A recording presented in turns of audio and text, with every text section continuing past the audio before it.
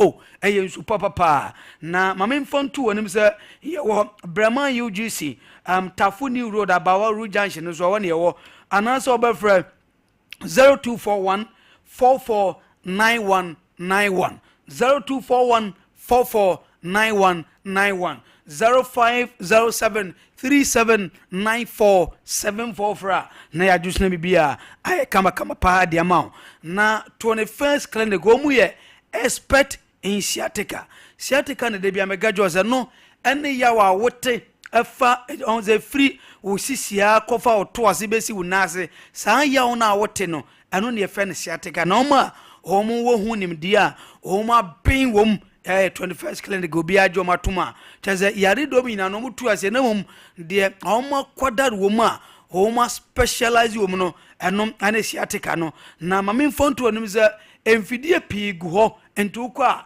emfidie ne baye ne padua no wadwuma yie na kyese yahu yade ne se ne sitie pote yansana ya hyase de adura kan wa no aye 21st clinic no homu bo adwuma yie pa na unim za ye wo more than 15 branches organ ha ye mfanto de se kumase ye wo ahwan overseas junction ha ye ban for radio yie pa obo asenso ye wo cancer quarters ye be call junction yie pa akra ye wo dome sunyane nkransa ne techima ina ye wo na Ghana ha ebibrem ha ani wiase fa na nyina ne ade atum 0540 311 311 0540 311 311 21st clinic go me expert in sciatica na mami fontu wanim se 3A Herbal Center omo anade 3A co capsules abadwa so na san 3A co capsules no bia koko hano ne duro no obia ni yema timpa aje se be nanan na wotwe ontimi nkwagyana so da ompe 3A co capsules ni bi no nom omepacho obia ni sisi ya ni yanso no mekanfu 3A co capsules ni bi di amanze onye binum ebeboa ne pa ama ni sisi ya de ni koko ene na yem timi ni ina no ajai ama no atimato no kama pa na mame mfonto onim ze wonum 3A co capsules na unya running stomach down ze obi ndo ni bia aba no tese onuma ubeja onan sa wedie onuma aduro no kwaye na dwuma kama chese unko ajana so de biara danamum aduro no so ebeye onwa dwuma kama yepe no aye 3A co capsules a here come from ngadiamamo kolinakaba daniaba mistiaba ni apidan go inano obende biato 0546 107 107 0546 107 107 ofra na adus na bibia ay kama pa dia ma Joy Cam Roofing Company Limited omo ahona odu ani kire na cheza woda no oma bosso kama pa dia ma wo na mame fonto onim se ope IBR ope self lock ope MSL ope IoT standard sheet Euro tiles afe anlugent ni na no obetima na biato a chese ye kamfo na so ye na dia ma ensu oto emframa fo ewie na ebo mepacho ye roofing sheet ni apetampe ajese oto a 100 years kura ba de tia na tie Joy Cam no homu ebo adwuma ye papa mepacho mame mfonto anim se ye branches no doso akra ya okaso kumase techima sunyane tamale boga ene wine na ye ho na kumase ya osokoba mpa me ya ni police station ne di anim he 0540 125 816 0551 005 000 fra ni adwuse na bibia no ay kama pa dia mum na so yesi ana no pai ye gusu tinkonwa so a ya de full time amount live on Sompa TV, live on Sompa 93.1 FM, live on Sompa 93.1 FM on Facebook man sound so say ye kwamono ne no pai latest amano ne nsemo eba ye kwamono ne ye the foreign news eba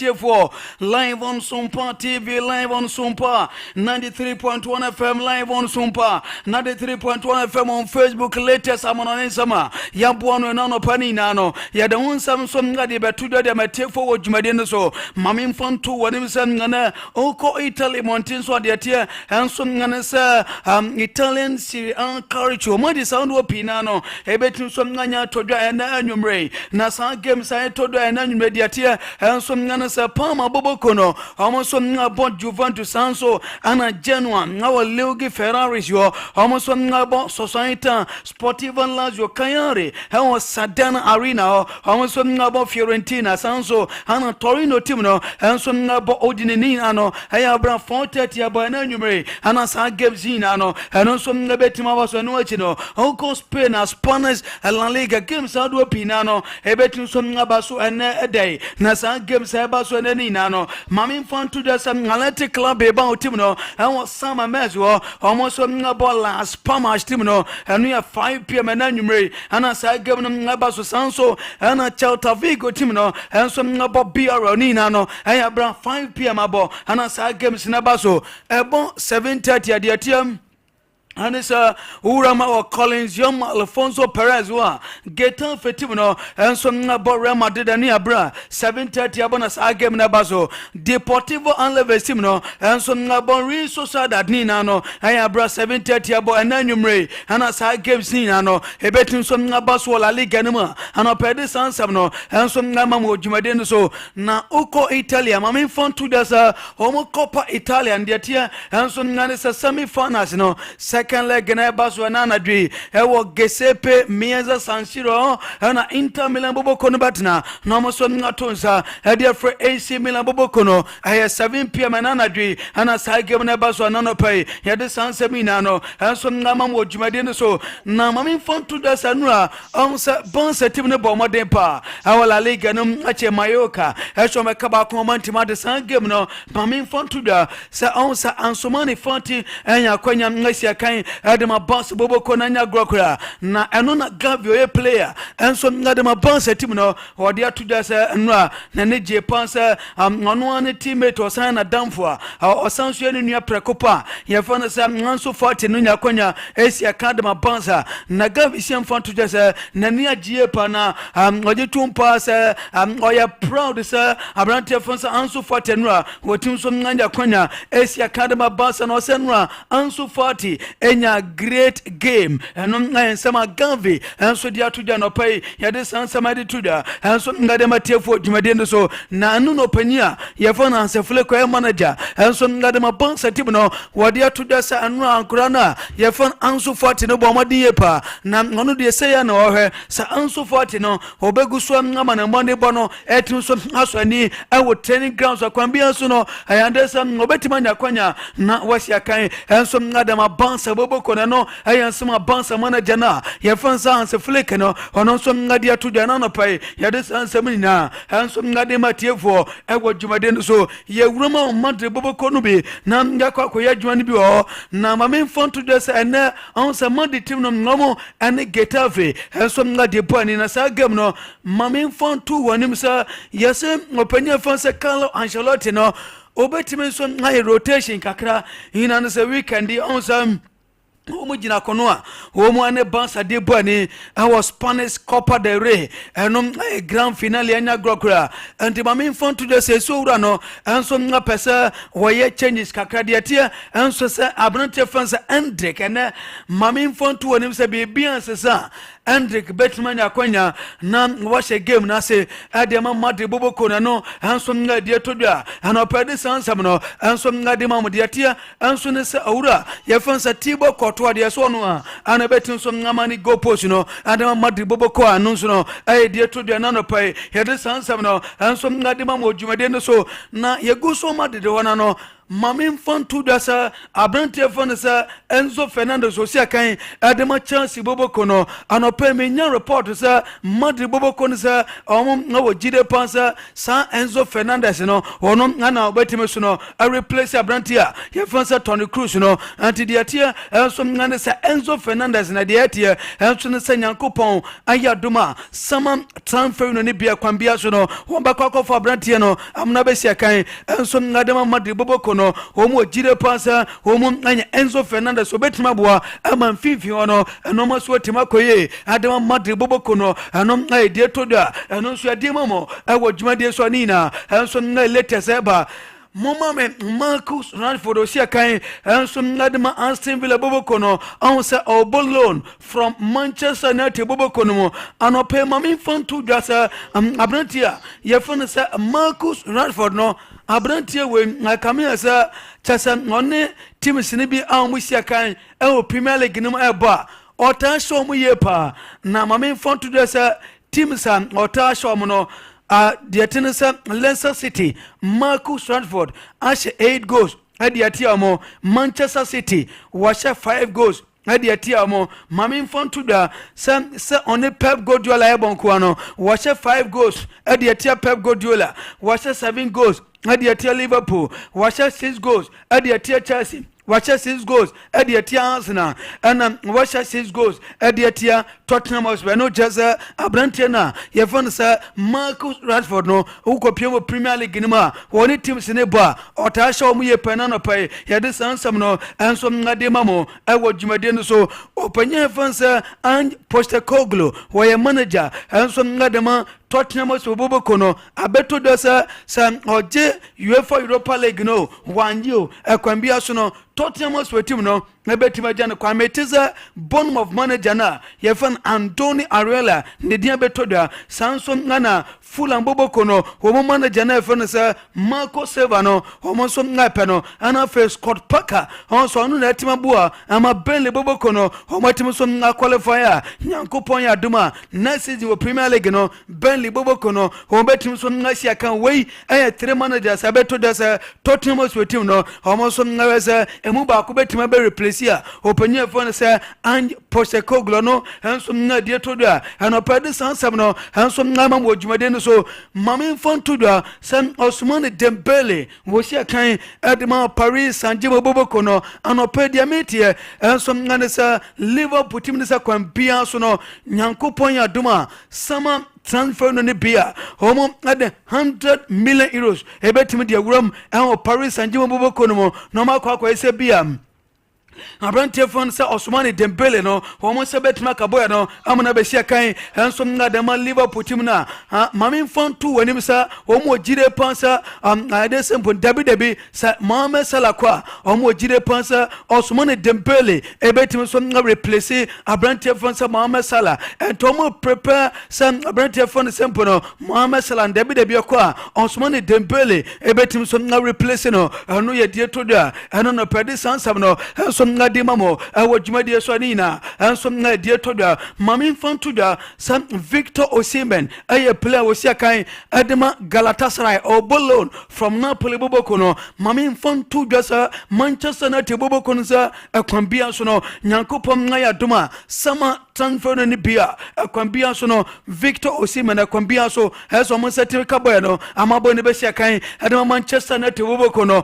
anu latest etoda na Galatasaray team metiza ekwambia so homo so ngadi obetum bia sa abrante fone sa Victor Osimhen no sa ne loans per no so obetum so sign boy ne permanently na watu so sia kan adema Galatasaray boboko no anu idea ba anu no pede sansam no adema mo dwumade no so yegu so Manchester United boboko no mami fantu da sanua me be catch was over 100 boboko no homo now striker bia ye fone Matheus Cunha na sa Matheus Cunha no mami fantu da sama transfer in bia ekwambia so no Manchester United boboko no obetum so afa bo na metisa ni sika no betum so installment o metu na kakra no ye die to do a anope no so no ye de sansam no enso mamo ewo dwumade so ani na no enso na de etoda mame mfanto da sempo no Bayern Leverkusen boboko no omo ahyase ene abrantelefo ne se James McCarthy osiakan de Manchester City boboko no enso na di nkomo omo jide pass kwan bia so no enso mo setimi kaboy no amabone be player enso na de Leverkusen boboko na anopede sansa ma de ba Xabi Alonso na jese o di sankom na kwan bia so no onya abrantelefo ne se James McCarthy betuma boa ama Leverkusen boboko no eno mo so tima ko edi ama eno no pede sansam no enso ngadi ma mo dwumade no so na mame mfon to just noko MC Porto boboko no ma homo goalkeeper na efansa eya Diogo Costa no mame mfon to just Manchester City boboko no homo sa kwambia so no goalkeeper we sama time for any beer won betin so akofo gesago gipa no na we be replace abrantia phone say Ederson on some Ederson no clubs out do pina no enso naipa no na de tin say Saudi Arabian clubs no homo so naipa Ederson di City phone o jide pass say Ederson Moraes kwa kwambia so no Diogo Costa osi akan hedema Porto boboko no ono ba kwa akofo no be si akan hedema Manchester City boboko no eno so na diaba ono pedi sansam no enso na de mojumade no so ranks mame Muhammad Kudus osi akan hedema West Ham United boboko no na mame fan to just clubs out do pay enso na pegana ni dishe na ye fone se Muhammad Kudus no mame fan to just oko Saudi Arabia clubs out do pay enso na pe Muhammad Kudus osi akan hedema West Ham United boboko no na ana se boboko no ana dia metie se no mo ready nkan ye pasa kwambia so no Muhammad Kudus osi akan hedema West Ham United boboko no sam transfer no ni bia won betuma kofa boy no amana be si akan enso na dia mamo wa Saudi Arabia homo so na league ni manana pai ya de sansamina enso na di mamo wa dwumade so nya grokwanyo munku yes Premier League clubs ado pina no ebe hesem na bia Muhammad Kudus no mo se betima kana Newcastle United boboko no mame mfanto de sam no mo so no pe Muhammad Kudus nya grokwa enti Muhammad Kudus no waye hot cake kana no pai ya de sansamina enso na de tuda ade matiefo dwumade no so Rafinha si akan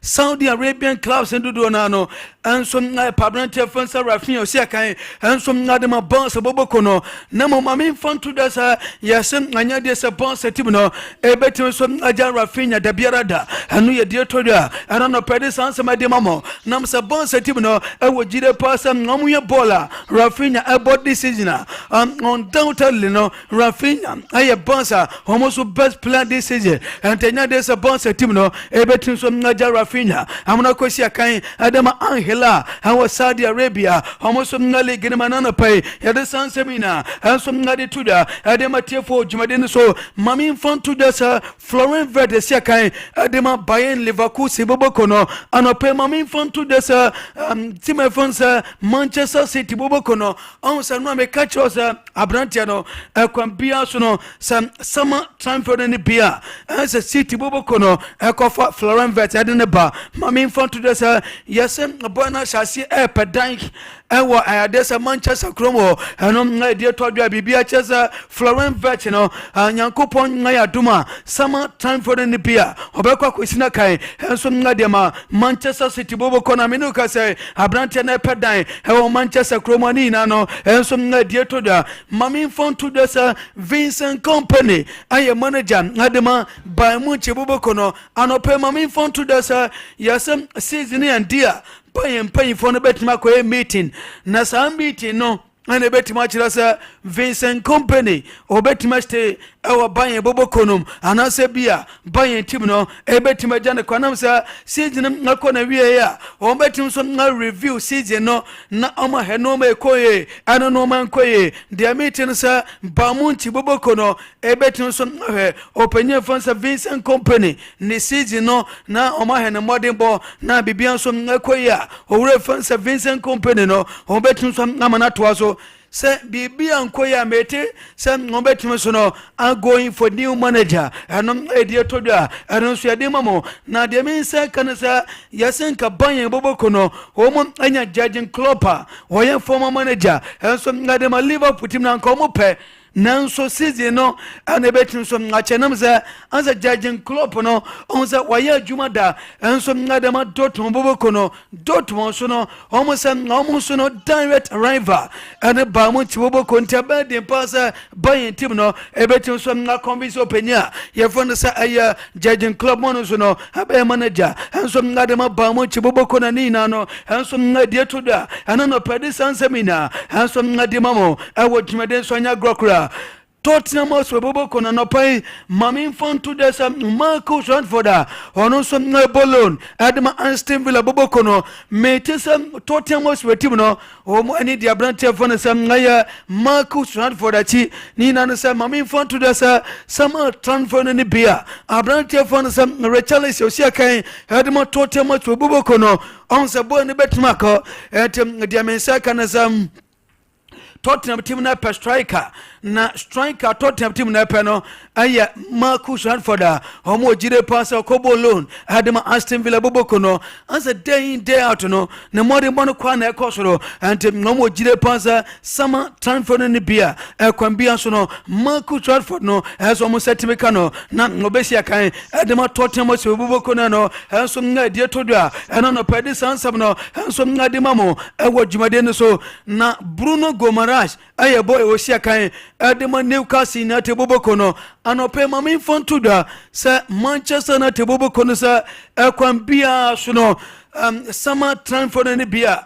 ombe kwa he nam sam omo jide pansa abrante na fansa Bruno Fernandes no ansa obradodo enti ngombe nya player bia obetin so ngabeboa na omo mefedo no etim so ngai solid nempo no watim so complement adwuma na fansa abrante fansa Bruno Fernandes no na omo jide pansa omo anya abrante na fansa aye Bruno Gomaras na obetim aboa ama abrante fansa ngaye Bruno Fernandes no eno so tima kwere no vivio adama Manchester na teboboko no eno na die toda eno so ade mamo awo dwumade no so Bernardo Silva aye boy osia kan adama Manchester City boboko no mami fantu dwa sam abrante no yase nyankopon ya duma sama transfer ni bia adesam bonsa team no ebetin so afa koda no amna besia kan de ma bonsa awsam lance na bra transfer ni bia no omo ye di obetin bia sam nanka bia omo sabetin so ngaka boya ye fone sam na Bernardo Silva nanso omo ya no anya de City team no enso aton boy na no pai mami fontu desa sama transfer ni bia akwambia so no bonsa team baba heze bia abrante fone sam na Bernardo Silva no so sebetima kana omba fano no so akwesi akan enso ngade matima ye fana sa aye bonsa eno na die todua ano pede sansam no enso ngade mamo dwumade so opanya fana sa kafu din sempi dia todua na oye former player adema AC Milan boboko no kafu si amfa todua sa oko Portugal national team na without doubt no womu our quality individual players ba na de ha adwene sa womu ebo asetima no ene ade a Portugal national team nam sa ose onwe players omu sia kan ngade ma Portugal national team na Rafael Leao nom Bruno Fernandes nom afa chasem Bernardo Silva nom ene chase Vitinha nom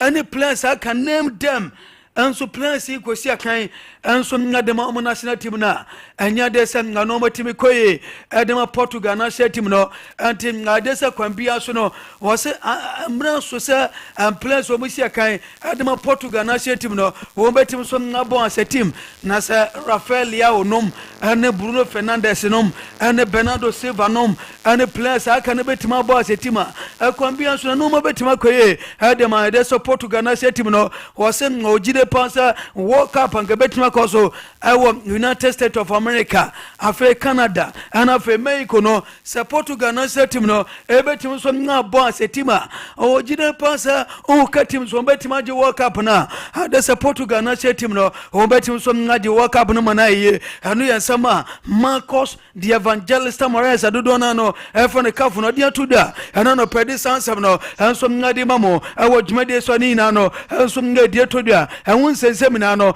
ye dem na ba Man City paying for consider sir Nicolo Barella osia kan enso na de ma Inter Milan boboko no anka sama transfer ni bia anka City for ne consider sir kwambia so anka bia ambenya nanka Nicola Barella sia kandema City boboko no nanso ngasia bedie pasa Inter Milan team no ebetim so ngaja brantie no nam se Inter team no wo jide pasa ye ka key players homo so ngasia kan adema Inter Milan boboko na Nicola Barella enso ngadi muntintima ye pa anti City team na beden sam Nicola Barella no homo se betima kananso Mami found to this City Bubokono, Nyankopom Naya Duma, Summer transfer ni bia, Homaka kwa ese bia, Homo Sabet Makabo no, and some Nadia Todia, and on a Pedi Sansamno, and some Nadia Mamo, and what Jumadia Swani Nano, and some Nadia Todia, Vinicio Junior, Mami found to this encha, or better some Nasa new deal. Adi mama di Bubokono, Metesa a year 2, anasa 3 years, and a Vinicio Junior no, Ebetimasan Nadiama, Madi Bubokona no, and some Nadia Todia, and on a Pedi Sansam and some Nadimamo, and what Jumadia Swanina no, and some Nadia Todia, and a Pedi Sansam no, and some Nadi Tuda, Adimatia for what Jumadena so, Abrantia Fonsa Pedri, or Shakan Adima Bansa, Mammy Font to the Sakoda way, Chasa Noria Bansa for 151. Aguna kwada we edino 1 year papa amafo pi nano ejide pass akwara na bona obono 1 tasam anya sam kutokura hede sanzam no enso ngade mamo ewo dwumade no so City boboko no benya anka bonante na efo se pedi no sama transfer ni bia anka 200 million euros eska City boboko no ngade bewuram enwo bonse boboko no makwakwa sanka bia bonante fo se pedi no wo mo sam na betima kana anope mama swan tudwa sam yese no amount of offer ana City buboko no wo metin so ngade akoma bansa wo metin so ngade branche fonse pedri amana kosia kan edema City buboko no no ngade todwa anope de sansam no enso ngade mamu ewo dwumade so nam se bansa team no owurama ye ka pleasure homo so ngai untouchable enwo bansa buboko no ma yese nakora na fonse pedri no kan aye pedri lami yama Rafinha nom womo key plaza ebediye pansa bonse team no ebetim so ngaton homo ano ye de toda ano pedi sansam no enso ngade mamo ewo dwumade so ni na no enso ngade ba enso fanti enya office na de free Saudi Arabia nanso akwada we na so den yase enso forty say enfam ane sa office na bani na no opesu stay na o prove chira manager no za wono enso 40 no ebetima ya dwuma no enso ngade ma ban se boboko no anu ye die todua anu nso ade mamo ewo dwuma de so ni na no enso ngade ba ya de sansam ina enso ngade mamo ewo dwuma de so a anya sam kutokra mama infant to dasa o ko deda yasem akamia sa openya fanse Carlo Ancelotti yasias woni abrante na efan sa ansa Rodrigo no yes omuntem shada ngubia sa nam sa ansa player ni free sa onye important sa nam sa ansa man for na bo game a game ni ye pautum sa game wedie anka Rodrigo di agro nanso no be hona manager na be ni dia frim na tese Mbappe num Vinicius Junior nom ene Jurbaliam nom no utim se do ba bia modern born wo form nanso onbaba full time yesi akura na wojide pansa se on cheda anya important za and dem say kan say yesi so fa bi ba na se ofa ne ya metisa Rodrigo Betimako, dear to the brother, dear meeting Paris Saint-Germain, Liverpool team no, and for Manchester City Ominano, and it also be as a Rodrigo no, Cecia and Betimako dear, or Metum some Akofa Kodano, Amana Besia Candia Mamano, and some dear to the Yadis Ansabno, and some Nadimamo, Julian Alvarez, a player was here kind, Adama Leti Command Bobokono, and no me catch us as a boy in the choir no. I feel a liga no wom say baby omo the third position on betima je amna yenamum emu betima de nam say ban se team no ngane ma de team no mo gina ye pasa on betim so ngaji la liga no UEFA Champions League no round of 16 Analytico Madrid boboko no omo so ngafri mo Copa del Rey menu ka say omo frim anti akura no gide pasa na me quality commodity menye trophy bia onsa koda we tamosia kan adama city no Premier League ni season bia oje na mame foto desa onsa World Cup nso no wotimi so ngade Argentina aje anti akamia se boy we no season bia no wotimi gi trophy anti se boy no this season na ansa ebe din sa obetimi ngage trophy de malati commodity boboko no yasi na ni shada and the song for be corner ya like listen Julian Alvarez no ebetima ko no na to do anu nso ade mamo awodwumade so ni na no enso na de to do won semina no yade anu nso ma etiefo no pa ni agina so na mano ne simaboa no ina no yade asia na abedwafo abetena se na o ma hwe seminum sa prince akwa abo pani na ho yade nyanko padom bibia de na akwa yeah, story be about Kafu. I think it's a very, very interesting story. Or talking about Portugal, say Portugal, individual players, quality individual players, big clubs in Europe. But Kobaso Mukushia or Portugal, now finding their feet not quite a problem because they don't know whom they are playing for and why they are playing.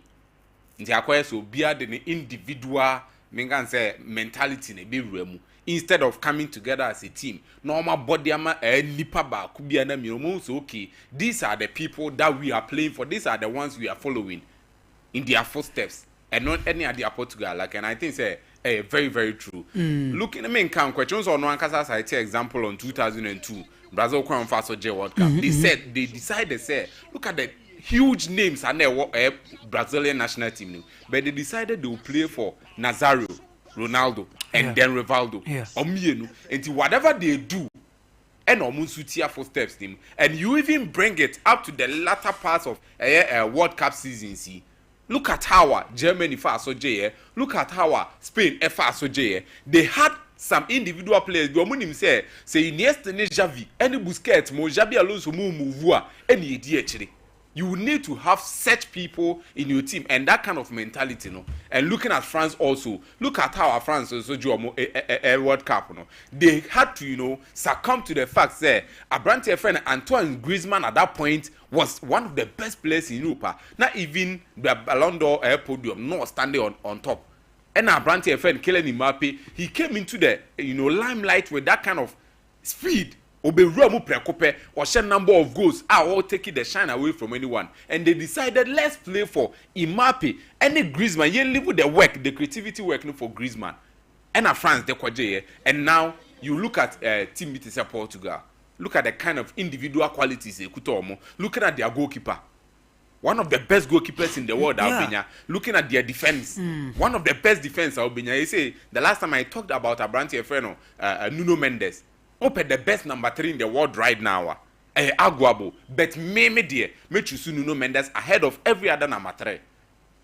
Look at Ruben Diaz. Look at how Goncalo Inacio mo ball. You come into the midfield. Vitinha, João Neves. Right now, they are the most talked about midfielders or more football anymore. So far, Jude Bellingham, Harmony Pedro, Muna, you go to Vitinha and João Neves. Yeah. Look at their up front. Obiti said Bruno Fernandes, what type of creativity yet again would you need from such a player? And frankly speaking, I think Portugal was that kind of quality individual. Yes, or more that kind of quality individual. But to come together to play for, some particular ones, or that has been the problem. So, you talk of Joao Cancelo, a typical example. He has always had problems with Cristiano Ronaldo, and evidence for everyone to see. He has always has problems with Cristiano Ronaldo. And you go to Argentina, look at how the likes of Rodrigo de Paul, Masa. look at how they dedicate themselves. Say, yeah, Bob Bonner, the Amalio Messi. We want to do something for him. And Omodi Baku, Mienu, Miensa, and they were able to do it. You need to have that mentality, and I think it's Portugal. That kind of quality. Managers will bet my ball man to put. Oh yeah, even if you get the manager, at least you also need the mentality of the players to be in synchrony, because anye synchronized that obi abebo the amane ho, and that is what we see with Portugal team no. Obi ejina man or body man, that has been the problem now mamenya adwuma bi o Real Madrid. Look, openyi mamenka asem we. It could be possible say Carlo Ancelotti would be sacked before the end of the season. Nyame adma this weekend, the Copa del Rey final so pair the conversations and the intel that we are having is Sir Carlo Ancelotti, if he is not able to play a very good game against FC Barcelona on the weekend, let's say acquire that kind of humiliating results yet again, the decision could come. It is not 100%, but the decision could come. Say Abrante, Papa, a friend of Carlo Ancelotti, umbe pamono before the end of the season. And this is what I want to say. There are some coaches, omoba in the world of football. They really defined what footballing philosophies are. Mommy Renos Michels. We all know, sir, Renos Michels, one of the coaches in the olden days, they invented that kind of total football. And Renos Michels, this is the man I'm talking about, or invented the philosophy that we call total football. And no NNA, or man remodernizing our baby and tiki-taka. That kind of possessive based football, no. This man invented it. And we invented, let's not forget, he was the one who introduced Abrante and I said, provided the world of football, Johan Cruyff. Johan Cruyff learned from Papa friend Renos Michel. And also free in Honum, no, or not so making sure say in the footballing days and in the coaching days, no, or Bema that kind of total football, no, I also be remodify, no. I'm an popular in the world. And most of us feel say Johan Cruyff and the father of total football, but the father of total football is Papa Efeno Renos Michels. On the introduce here or introduce in a Johan Cruyff and so polish and idea and man be more popular. And then right now, open or more we used to that kind of total football ni pan. You talk of Pep Guardiola, philosophical coaches. You get Renos Michel who invented total football. You get the Catanaso system. Let's not forget, everyone, the moment you talk about Catanaso, that is the low block, the near friend parking the bus. No. O make sure say na actually the on fa bon kurem, but the moment obeje bon 1 2 3 passes no kwa kweshego etiawo. And this is the Catanaso system. And yebo Catanaso, everyone thinks of a friend Helenio Herrera. Onfa Helenio Herrera and to sumani ehwa. But the real inventor of Catanaso, no, was the man that we call Nerio Roku. Only invented in the 1950s and sana Helenio Herrera able to take over Inter Milan or this idea ne be juma e man be more popular because at that time no the Inter Milan ever name major laurels. And we've talked about total football. Ne ya ba be friend no tiki taka na say possessive based football. Ya kasa about Catanasio ne the popular name how can ya known to everybody parking the bus. And I said the low block system. Mm-hmm. Then you talk of the game pressing. Yeah. This was invented in recent times by Papa friend Ralph Ragnick. And no, Papa friend Jurgen Klopp. The typical disciples of him, Jurgen Klopp, and Thomas Tuchel. Omune suya aside in the film ho. And the time game pressing be more popular no be him say Papa friend Jurgen Klopp and they buy. So everyone thinks Jurgen Klopp and they invented that kind of game pressing. But it was this man, Ralph Ragnick. And the reason I'm bringing all these three people, Renos Michel, Helenio Herrera, Nerio Kumo, and Ralph Ragnick, these are philosophical coaches. And in the world of football, your coaches they mainly based every of their tactics on philosophy. But you must say, maybe these popular names need yenya Klopp, yenya Thomas Tuchel, more disciples of Ralph Ragnick. Ubenyo obi to say Diego Simeone, the likes of Jose Mourinho, Antonio Conte. Disciples of Helenio Herrera and the Papa Neuro Roku. And then you talk of Pep Guardiola Monsua or Musia Sane Mandifri Joan Cruyff more and a papa friend Rinus Michels Mohonum. But you say, what about those coaches or more mainly about managing the players' intellect? And Oka Sasemna, you think of someone like Sir Alex Chapman Ferguson. You think of someone like Carlo Ancelotti. You think of someone like Guseden. You think of someone like Arsene Wenger. These are coaches who mean for one particular philosophical system be end to two. Look at Sir Alex Chapman Ferguson. Look at the laurels of the Manchester United AJ. But a dear pan a bit media to 20 said the name Pep Guardiola obeying himself possessive based football. Your boy Jose Mourinho obeying himself defensive based football. Your boy Jurgen Klopp obeying himself game pressing. But what about Carlo Ancelotti? Your body dear na de ebe batano ho. What about Sir Alex Chapman Ferguson? Dear na de ebe batano ho. Someone like Guseden Mo as in Vengam dear na de ebe batomo ho. These are coaches when they came into existence, they decided say some philosophies ni now honum. But what would we do to make it unique to our own selves? And to so for this Ferguson or make sure say he will focus most of any time on players no by managing the players' intellect. That is what we call the man management. And so here, Alex Ferguson, about Manchester United. Look at the number of top names Ebefa Ferguson say. And also or introduce you. But the only time I won't say players being Ferguson, no problem. A player on your na so best succumb to others. Listen to this, and it's already the problem with David Beckham. We also saw what at that time David Beckham was. He thought he was more than football. He was higher than football. And Sir Alex Ferguson would let you know, say, Debbie, you are not higher than football or even higher than the club that you are coaching. I need to manage you. Remember the wo muna piaba. And to look at some players on Befa, Papa Feno, as Sir Alex Chapman Ferguson, I say, he picked players from nowhere. No, I be making sure so be top players because only the talent inside them. And no, yeah, Juma. Someone like Arsene Wenger, how did he even find Abranti and Thierry Henry? It is a major question. Look at someone like Carlo Ancelotti. They make sure say what is inside of the player is what they will manage to get the best out of them. For social change now, bebo possession. Would you born no way change now? Pass about but there are these coaches that I talked about at first. Rinus Michels, more Pep Guardiola, more the likes of Antonio Conte, Jose Mourinho, more Heleno Herrera, more. These are coaches or more the end. If you are not able to play in their system, and I say you don't fit into their system, or more incident, we know I don't know so what the mention. Pep Guardiola is a typical example. Only Jose Mourinho. So when you player we are technically gifted that unim saboni possessive you cannot work with Papa friend Pep Guardiola. So you'll be a only defensively, defensive oriented player are always workaholic. You cannot work under Papa friend Jose Mourinho. The likes of Antonio Conte, Diego Simeone, on for unyeshe. But so far Carlo Ancelotti, for Sir Alex Chapman Ferguson, he makes sure say technical ability men can say you succumbing to the philosophy so bet me able possess you wait me able defense no I don't know I'm focusing on no. And I think say the reason I'm bringing up all these things no Papa friend Carlo Ancelotti is being I see say I say the disrespect going to him too much even from Madrid fans. Look at the kind of insult how Madrid fans now baby it's kind of wasem. They make it look like I say Carlo Ancelotti even doesn't fit so be coach you this particular season.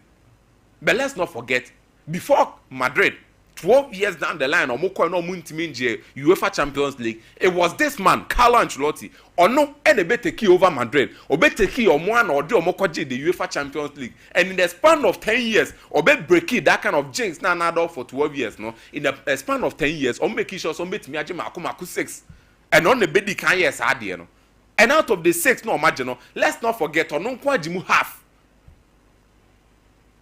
You get the point I'm making here.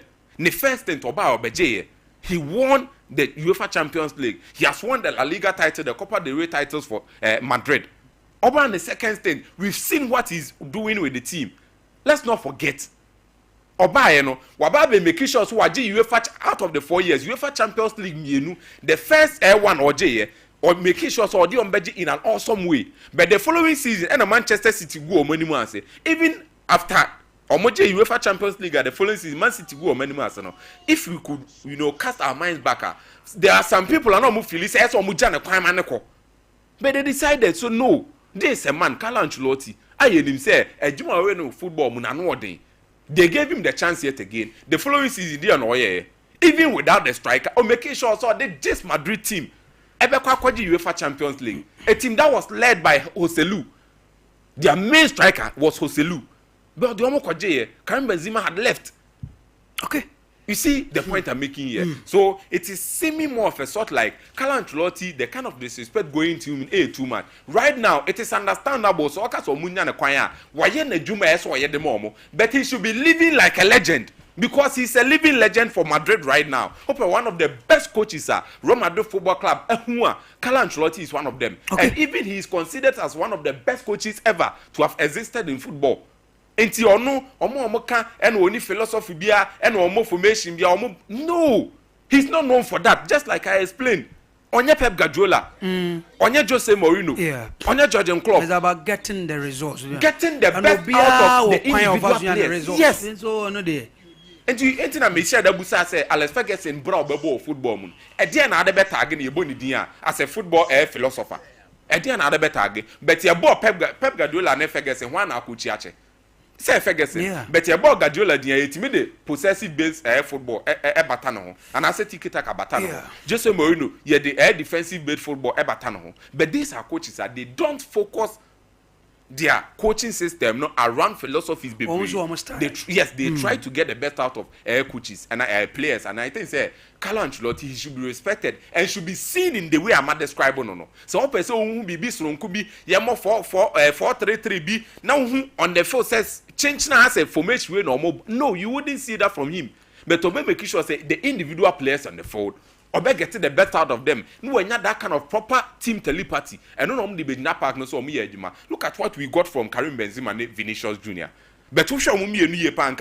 These are two players. Can you quite so me successful together? Because Vinicius, you know him how individual But Carlo Ancelotti was able to nurture this boy and fold him into the way or bet me play together with a typical number 9. And look at the results we got from him. Look at what we are getting from Jude Bellingham. Okay. So for me, I think the disrespect is getting too much. Though I understand. So because of Omunya and Kwaya, I understand. But he shouldn't be living like someone one member Brebian from Madrid.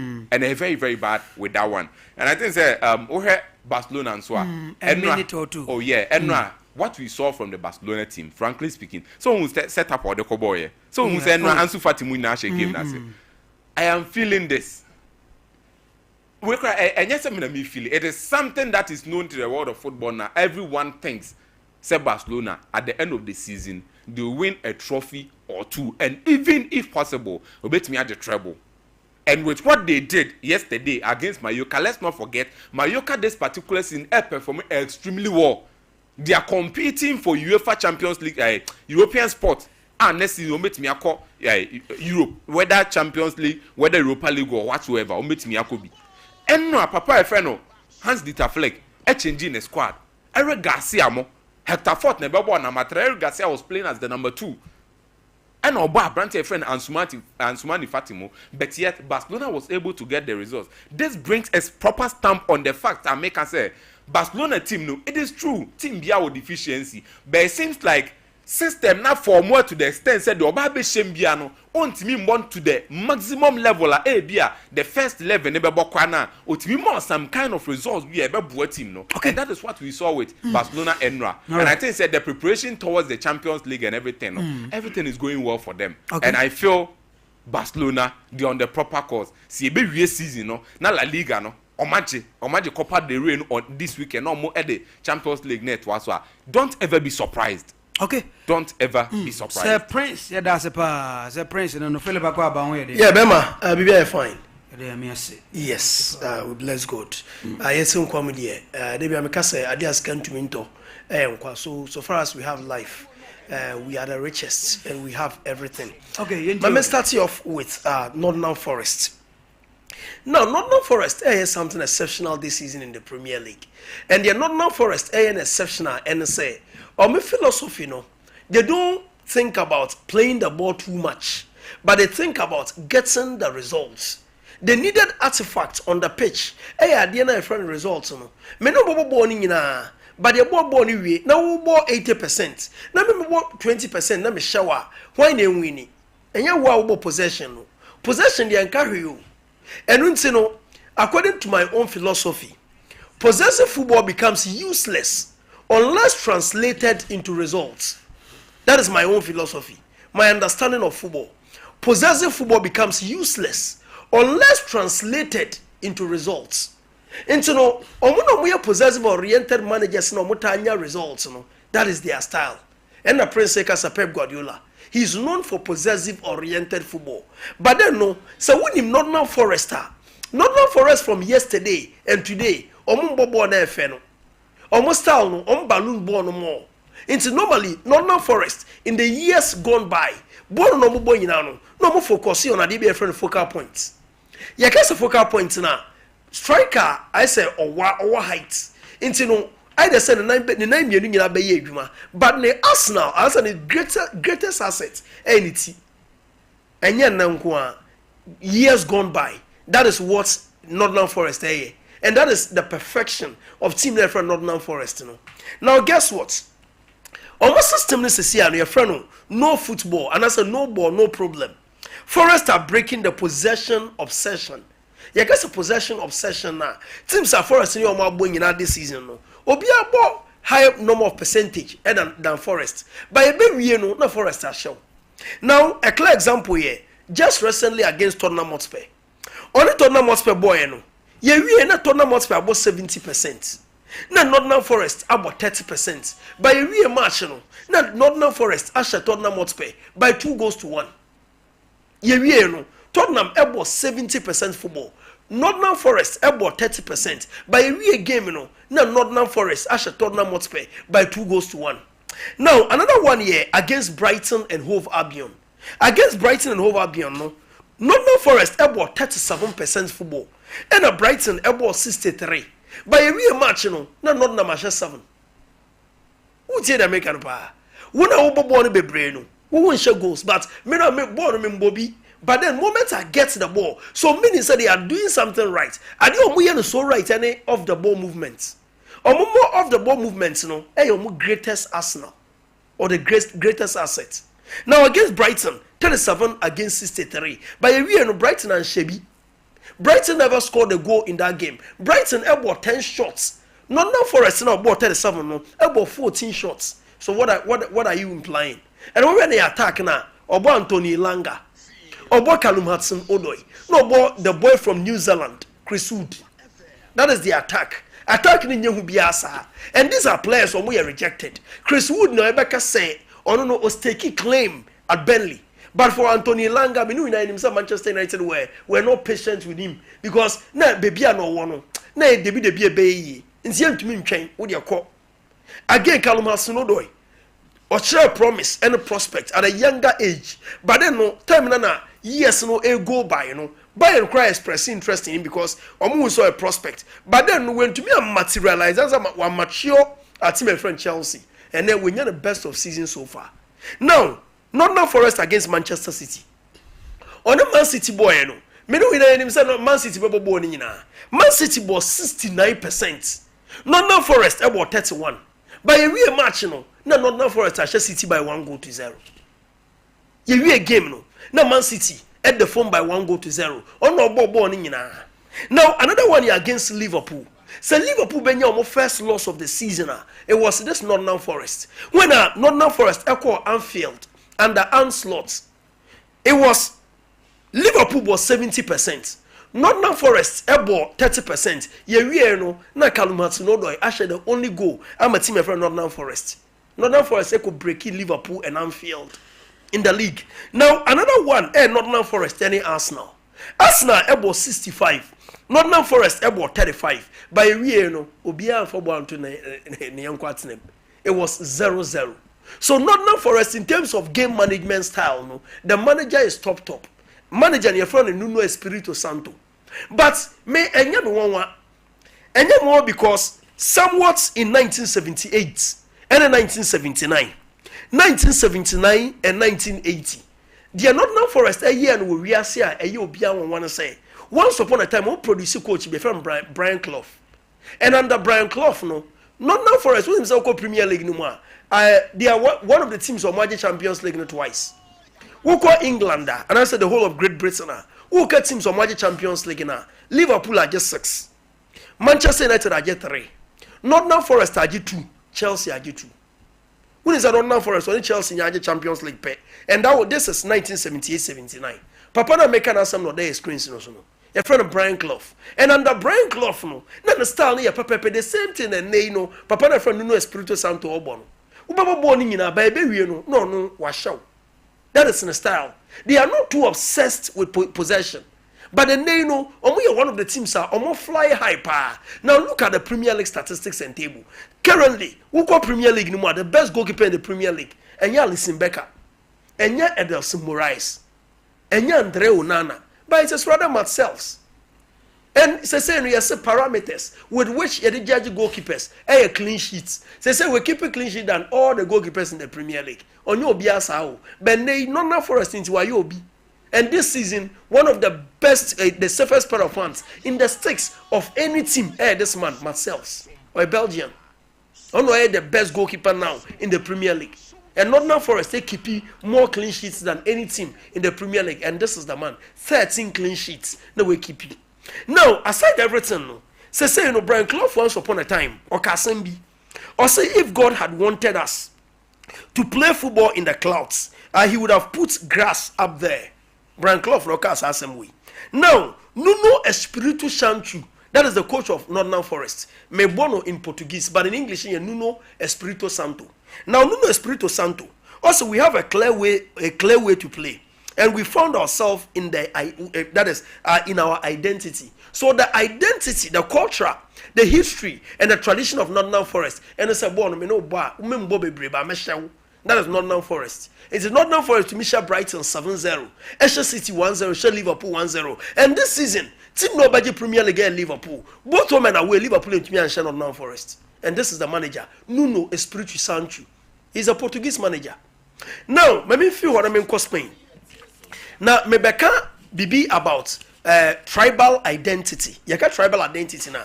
Yawo tribe bibi wo ho a se wokọ adwumam na se wo tribe ni bi e wo adwuma no mu a ekọ before so pave way amount no. Obey everything, obey move heaven or earth to pave way for you because one ni nyina moye baako. Moye of the same tribe. Now, message for the map of Spain, enfront to screen so mami. The map of France. Na men share dey bi wa.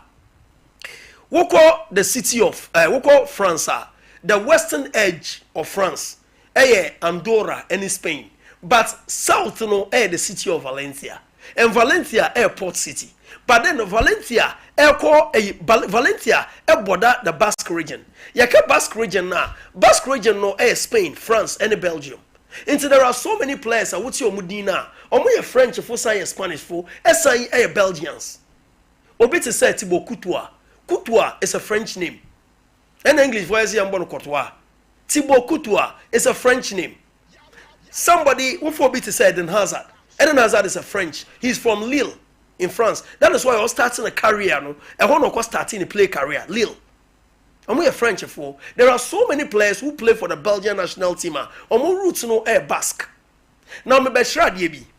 Okay, once upon a time. The French national team in 1998. No, my captain Didier Deschamps. Yeah. And when Didier Deschamps leading France in 1998, you know, what happened was that time Didier Deschamps bomber team from Juventus in Italy. And when Deschamps call Italy, no, jersey number share jersey number 14. Now fast forward. In the year 2013, there was this young man, Alfred Marcos Llorente. What kind of power?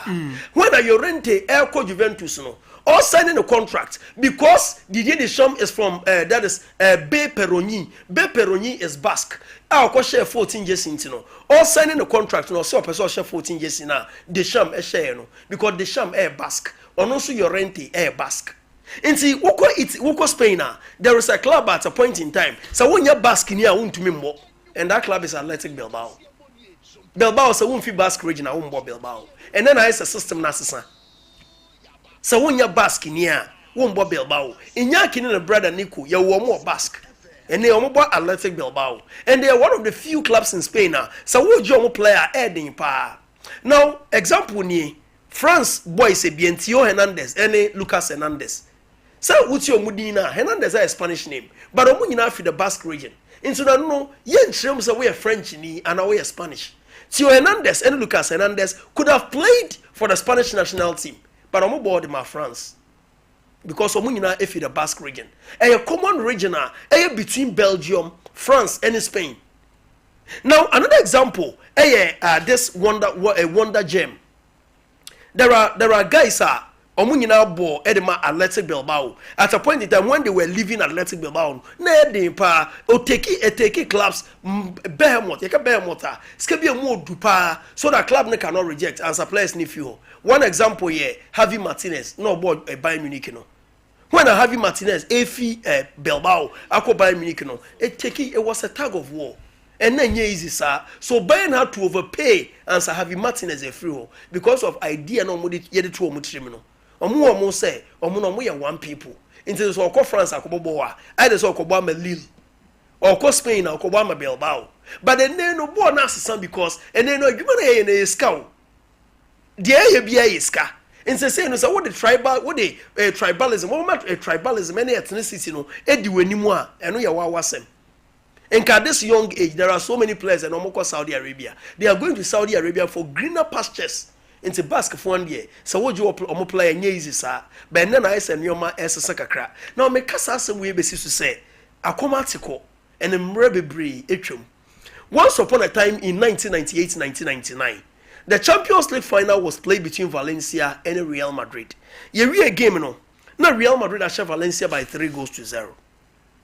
Now, the year 2000 and 2001, finals of the Champions League was contested between Valencia and Bayern Munich. The game ended 1-1 on penalties. Now, Bayern Munich achieved Valencia by 5-4. So, means that Valencia LUC Champions League no back to back. In fact, there are so many giants in your mother.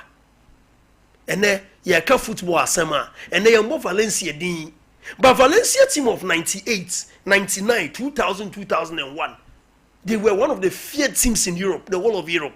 No, Biasro Valencia. And that Valencia team, no, my person offered the templates of Valencia and Tosumami. The Valencia team of 1998-99, that was the team. And one Valencia team at that time, coach that time, Hector Cooper. Now, Hector Cooper the system, no, and we say, Ostatia, or Santiago Canizares. Santiago Canizares in Spain. Omo believe say after Iker, after Santiago Canizares no na that is yenya Iker Casillas because Canizares na style ni bibia to say that is Iker Casillas. Iker Casillas pick here from Santiago Canizares. Now Santi was the goalkeeper. Na bibia na me jealous pay omo defense no. We go right back omo Joycelyn and Gloma. We go left back omo Amedio that is Carboni. Now at center back pair no you Roberto Ayala and Mauricio Pellegrino. Now in the middle, that is the base of the midfield, Ruben Baraja. Ruben Baraja fewer. Now Gaisca Mendieta, one of the best midfielders that is in Spain. Gaisca Mendieta. And then Christian Kili Gonzalez as a wako attack. Now wako attack Pablo Aima as the number 10, as the classic number 10. And so Juan Moreno Sanchez and John Carew. John Carew Ninchi Efi Gambia. But because you no Norway into a board the Norwegian national team. That's the player I'm talking about. And this Valencia team conquered. They came, they saw, and they conquered. But unfortunately, the two finals of the Champions League in Omu Lucy Edema Real Madrid and Bayern Munich. And it was under Hector Cooper. But coach we never say abonu duao. What is the problem? Anytime we go final be no Lucy final. Coach way Hector Cooper. Anytime Hector Cooper be final, you lose final. And that is a big worry. The worry is that Hector Cooper, Abro Lucy finals of the Champions League in 99, Edema Real Madrid. 98, that is 99 2000, Edema Real Madrid. Or Lucy 2000, 2001, Edema Real Madrid no. Or Courtois were Egypt. So okay 2017 Nations Cup. Egypt and Cameroon they call final. And it was the same man, no Lucy final, no, Edema Team Cameroon. Through Vincent Abubakar, or share South Crucial goal. No. Hector Cooper, that is in the worry. Or you'll be, I say, in a Krianu Slow Trophy. But to me, build a win some sites. Teams are resolute. That is Hector Cooper. Now, guess what? Under Hector Cooper, no, now quality no more to the extent that we call the bencher or David Albelda, Zlatko Zahovic, or Didier Deschamps, or Andres Palop, one of the goalkeepers, are also underrated in Spanish history. No, say Fabio Aurelio. Who call Liverpool history, man. Every Liverpool, the way Liverpool, Chebia, and in Fabio Aurelio. Yeah. What guys are famous for 1 billion Liverpool, they share. Man United war, that is Old Trafford, no. Sir Prince Bakaya, it was the time. Liverpool share Manchester United by 4-1. It was their own that is Old Trafford, and Aurelio got dazzling free kick. Now there is the Coppa Italia game between AC Milan and Inter Milan. May you brief. Now you know what? Yeah. Problem with AC Milan say, and it's on which you and paperweight. Malik Thiaw, Alexander Pavlovich, any Vika Tomori. Is she one in your solid, sir? But Inter Milan, say no, they are competing for the Coppa Italia. Where is semi-final? They are competing for the Coppa Italia. They are in for the that is the Scudetto, that is the Italian Serie A, and they are also competing again for the Champions League. Champions League going to do semi-final or against Barcelona. Now, Obo Barcelona in the semi-finals, he has to throw caution to the wind. Into game no near Milan Ebono, and they the only player absent, Marcus Thuram, and Piotr Zielinski.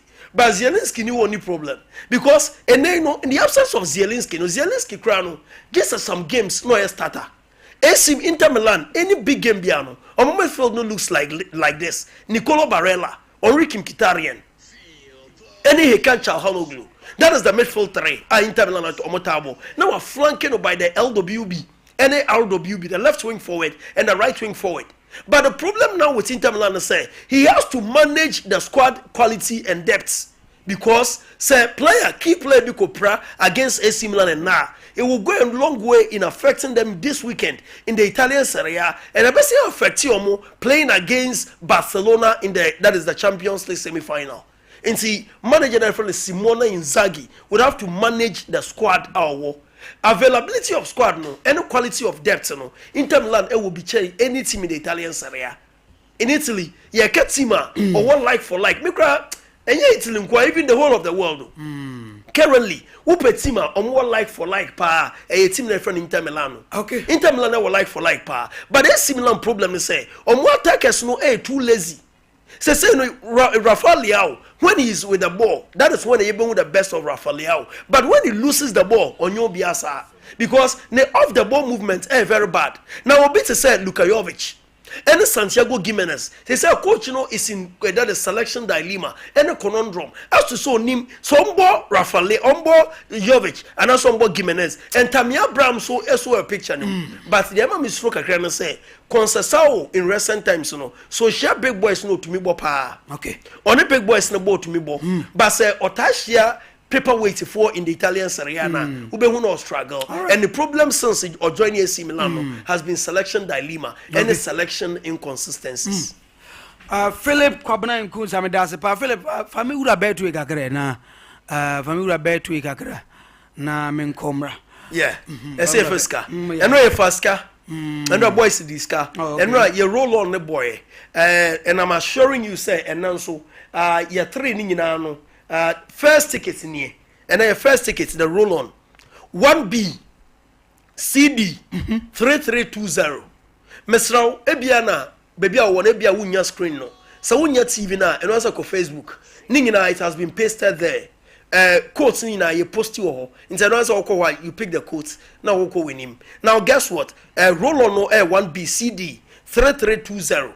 Masters runs for the 2 screens from my 1B CD 3320. That is our first code for the day. Now your second code no any.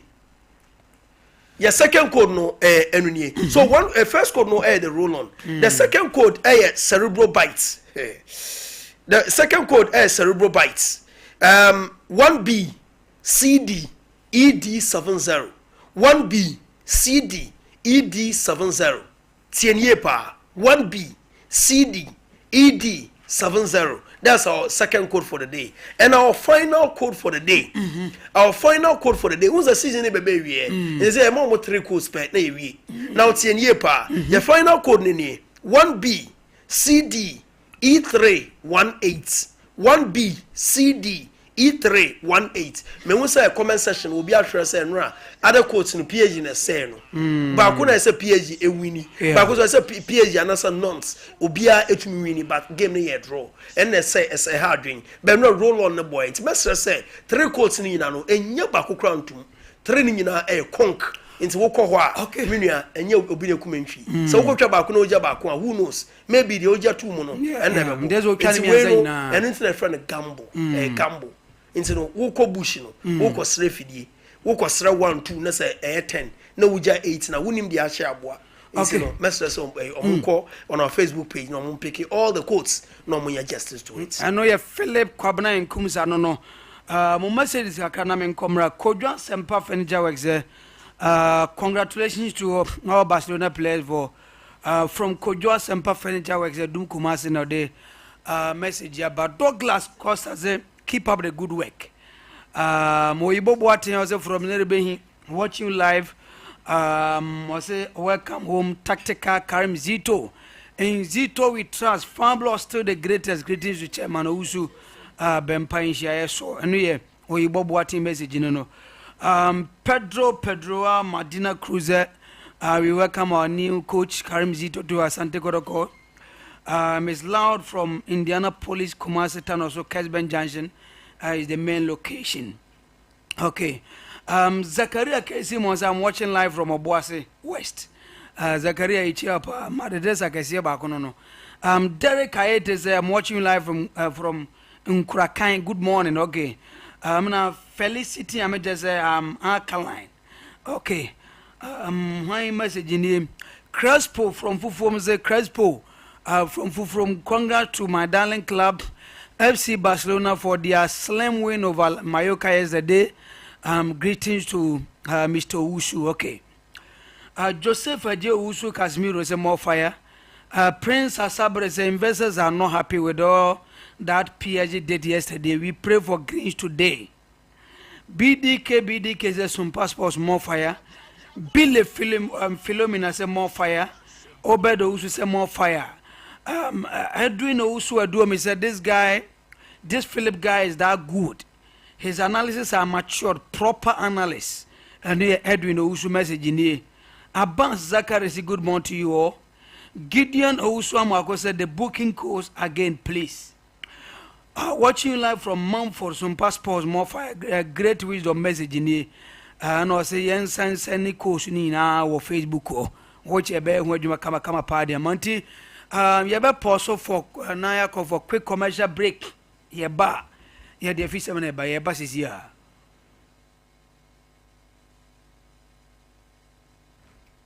There's nothing worse than your multi-bet missing, but nothing better than having it saved.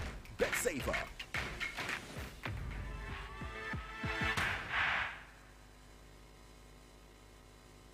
Here's Kwame and Yao. After hours of planning, both have locked in the same perfect multi-bet. Big win for United, over 1.5. And both teams to score in the London Derby. But who could have picked Leicester over City? Or a high-scoring game at the Bridge? There's nothing worse than having your perfect multi-bet missing. But there's nothing better than having it saved. Bet Saver. Win, even if your bet misses.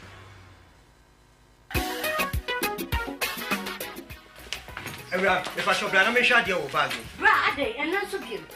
Ah, now tell me about Michelle and see you about Queen. Why you mean say? Brad, said your time about Mister. It's your Jimmy me fearful. And you're the about ever so. Really, I know this offending now. Brad, and because I made the time about Mister Juan Dancia. We are singing now about Timinka. It is some malaria. What run it time about Mister? And you go, dear, and what I want to meet any deal.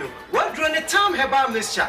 A drink and your ma or bar waffle through. Dear Wama for down for any aquada when you fear to me, and son of the total about Mr. Draven. Shasta Wako Hospital and answer loud. I'm what who said, oh, a 3-day malaria be answer. I also time me a TIME. Time about Mister. I feel malaria fever be than Ziba, a woman, ever Ubenya be at all, ever over the counter medicine sellers. Any herbal shop to do a name. FDA AG a judging crotway at home.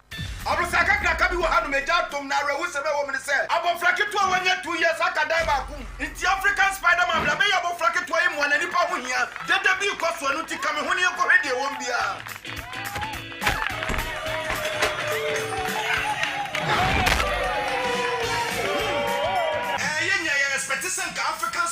babe sebo abofra ba prekope ne hu African jacks wa babe sebo abofra na wo secret kura no anything Imboost herbal mixture. And only me secret. na dia na ye Na me yetu na ma nkeka e wo fam. Ana police me di ho dan say me say menye na me nso nhwe. Na me so we no. A boosting immune system. Ama say me train na mente bre. Metimi di kama. Ama nkeka wo dwom so ekoso. Me kura so me ta yale amama ye latitude me nya ba ko. Enye je ne koso we. Hey, Spider-Man, what are you going? Ho fa me kura chen. Ubenya Imboost herbal mixture ewo pharmacy anase herbal shops apemfo ene nkwala omundi fie dumienu enom FDA agigede ntatwe atu. One better future, join Ghana grows, 'cause our great be the future. Join Ghana grows, this be one for the culture. Join Ghana grows, 'cause you do my day for Ghana. Join Ghana grows, Ghana grows.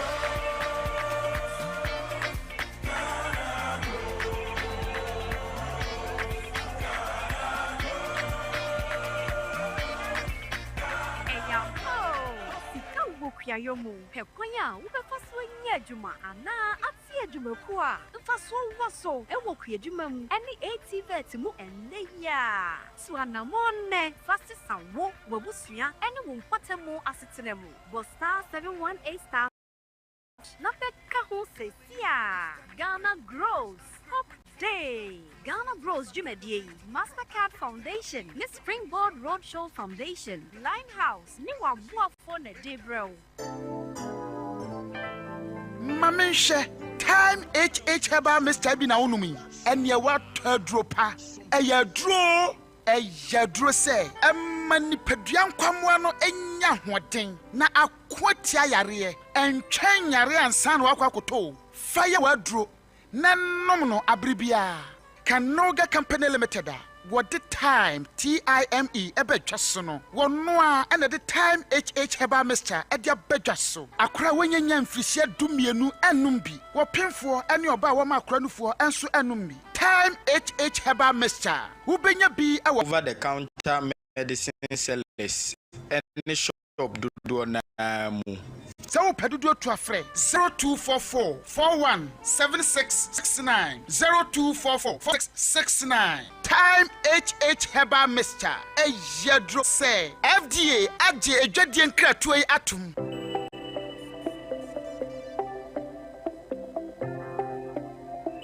Rise and shine with Yas toothpaste and Yas toothbrush. Start today off right by grabbing your Yas toothbrush and squeeze a refreshing dab of Yas toothpaste on it. With its soft bristles, the Yas toothbrush gently cleans your teeth and gums, giving you a comfortable brushing experience. As you brush, feel the powerful formula of Yas toothpaste working its magic, removing every stain in the cavity and leaving your teeth sparkling and fresh.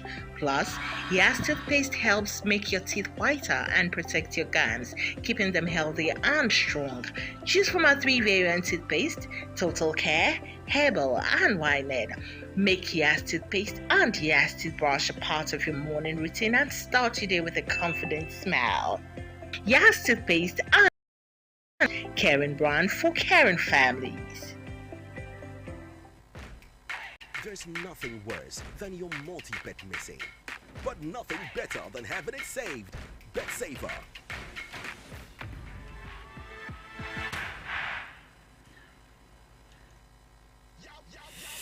Okay, duba kon abo pepepe koya ya ba mrason fisema ya bwano ne de to so amativo ne ahwefo a etie no mo so live on Sompa TV, Sompa 93.1 FM and Sompa 93.1 FM on Facebook. Yeah, shan samna see the free Kumase Asante Korokwaso yonze say coach Karim Zito and a new head coach Adama Asante Koroko na no sha adwuma se Adama Kumasi Asante Koroko na yenhwe no wadako jache bra oyen first training with the players no awa adako jache video no and runs for the atozo awo no and the coach Karim Zito no sha adwuma se just enya grokro share playing body no ono mudidi nkomo kwan a opese omusia kan according to the style and the plan ni na coach no mo gaze otu omo fo kire omo koyazo omo fasuma Asante Koroko shazie nya results ni na o live on Sompa TV, live on Sompa 93.1 FM on Facebook. yɛde ɛho nsɛm ɛma wo yes nti saa na ɛsitie na moma me new kɔdɔkɔ technical team no kɔdɔkɔ sɛ ɔmo new technical team no sɛ nɛteɛ runs menim sɛ ayɛ ready afa to so ma me na menim atiefoɔ enjoy ɛsɛ kɔdɔkɔ new technical team no sɛ ne sitie led by coach Karim Zito yes ɛno na da so no nti Karim Zito ɛyɛ technical director ɔsan so yɛ interim coach at the moment ma Asante Kotoko ɛna Malik Jabo ɛyɛ technical advisor sɛ ɛde ma Asante Kotoko no ɛyɛ sɛ ne sitie na afei coach Prince Y Owusu ɛyɛ assistant coach ɛno yɛ sɛ ne sitie nti Asante Kotoko ɔmo new technical team no na da so a ɔhɛ ɛwɔ dwumadi no so anya agorɔkorɔ no ane yɛtwi bɛn former Asante Kotoko coach ɛfɛ player in fact saa time na ne mmɔde bɔ so ani de ma Asante Kotoko pa George Owu na ɔda goal post no matim sa ne mmɔde mmɔ no wɔ soro ɛne ebusa George Owu sɛ sɛ coach ɛfɛ no sɛ Prosper na te ogum yɛgya ne kwan yɛ o ama Karim Zito na aba na wo a wɔyɛ former goalkeeper de ma Asante Kotoko da no ɛdeɛ bɛn ana wɔka de afa the sacking of coach Prosper na te ogum no yɛntie nsɛm a George Owu former Kotoko keeper ɛde to yɛnim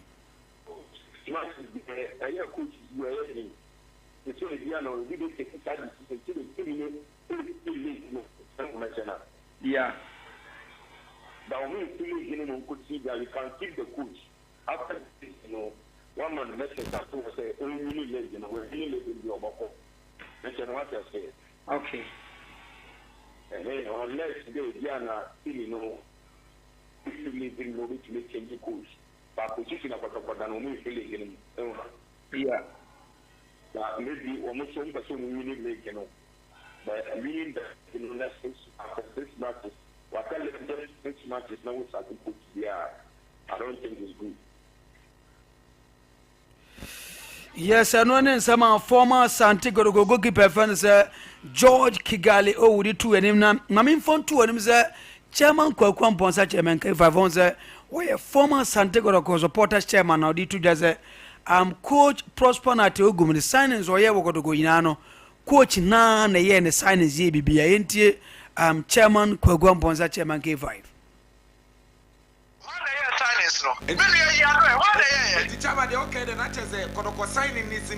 it was approved by Coach Ogu. Now, Sompa for that time, no one was here in class, no matter. Chama, you baby cry. You will not share my training grounds, baby. I'm for now or more. No, Musa Commander Griffiths, Nanaya Mensa, Kotoko supporters leaders. You go shy, Emma, Ogu, Kase, 18 place, or you will say, we give me say, you say.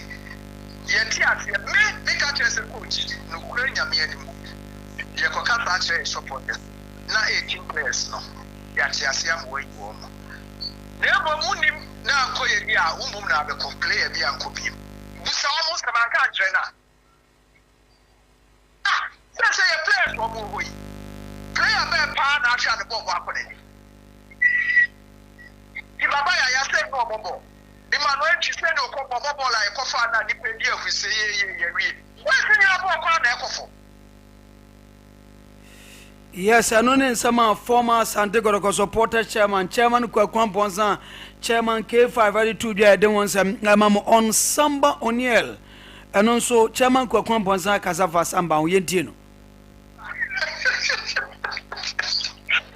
Oh, the Samba bar Kotoko. 3 days and a Kotoko has one man of the match. Massa. You perceive I can't say memory. Betting I can tell the pre I'm what you say. And penny for my idea by before. Yes, I know some chairman Kwaku Mponsa, chairman K5 I don't want some mamma Mojimedin so. Na menu kase Kumasi Asante Kotoko Gomu press conference ni gusu ekosisi a just enya grokra na mamin fan 2 when him say nkomo pi na ekos first of all coach Karim Zito edi nkomo edi afa ono ne philosophy ho ba Obaya Jumadema Kumase, Asante Kodoko, Yentie coach Karim Zito on the philosophy. He can bear me, he knows all the play. I didn't know. So the concept of dreams and the concept of protocol is different. So now with here, they know we are not the people who started. We are not the people who report. I'm not finding excuses. For now, they have to be content to only winning, not adding. This time they don't need. It's not coaching they needed. They don't need coaching. They need me to be their father. They need me to be their friends, and they need me as they are. I have to come low to their level to get what I wanted. You understand me? Because playing matches and you don't win, you can't go out. If somebody sees you standing somewhere, he might even frame you are waiting for a girlfriend. A lot of problems. So I think you are going to use both knowledge, the psychological point of coaching, and then the main sections. Sorry. Yeah, I do now because coaching is not only on the. Yes, when in some new Asante Kodoko coach and say Karim Zito to do the ones and Mamma Jimedin. So now press conference now the Mamin Fontu and Miss Orlando. Anya a copy of what identity Yani Orlando, do you think come Orlando? Orlando now what to say? I don't know the Canary. Okay, boy, and comedian, I also our Kumasi Asante Kodoko press conference and I say. Jingo yamba ye jepwa eke Sompa Sompa yamba kumase baba postadium tade ya tuba ko abapa on sina atinade se eduonu ya na Asante Kodoko omo press conference omo ye se eno mo de ba so no etini eba na yiye na press conference no esha se no na coach Karim Zito ye nyine ni se ti a won na ye technical director Edema Kumase Asante Kodoko, and now so assistant coach Edema Kumase Asante Kodoko, Prince Yausu, now on also ha, and communication director, on also yes, lawyer Sapu Duku, and so I have say now on moment 24 mobile at press conference, you know, of course, so every kind of lawyer Sapu Duku, IMC, and I say Asante Kodoko management, you know, and then Ghana and Central for Yabaso. Omutu omunsa fe no bitimi ebaye afin so omutu Ghana for any Asante mantem Asante Kodoko supporters na etia omo na owie no na oyinche bisu empanyimfo no edichere Central for to see ya ya tino media ne so ya kenkan bibie no press conference ya tene de omo ka no mo ti support you see no technical director Edema Asante Kodoko coach Karim Zito no animani ya no matches aka wo mani ko yite TV ni bana yi no obeye adwuma as a coach area ma Asante Kodoko the abon the rest of the matches and after so Prince Owusu ono so ye assistant coach no dey permanently 2 years and o ma fa ne say o meye assistant coach and former Kumasi Asante Kodoko and no ni wi no and Karim Zito and so and sem kakra etu jase adese adwuma na oba be so no adwuma oni se airplane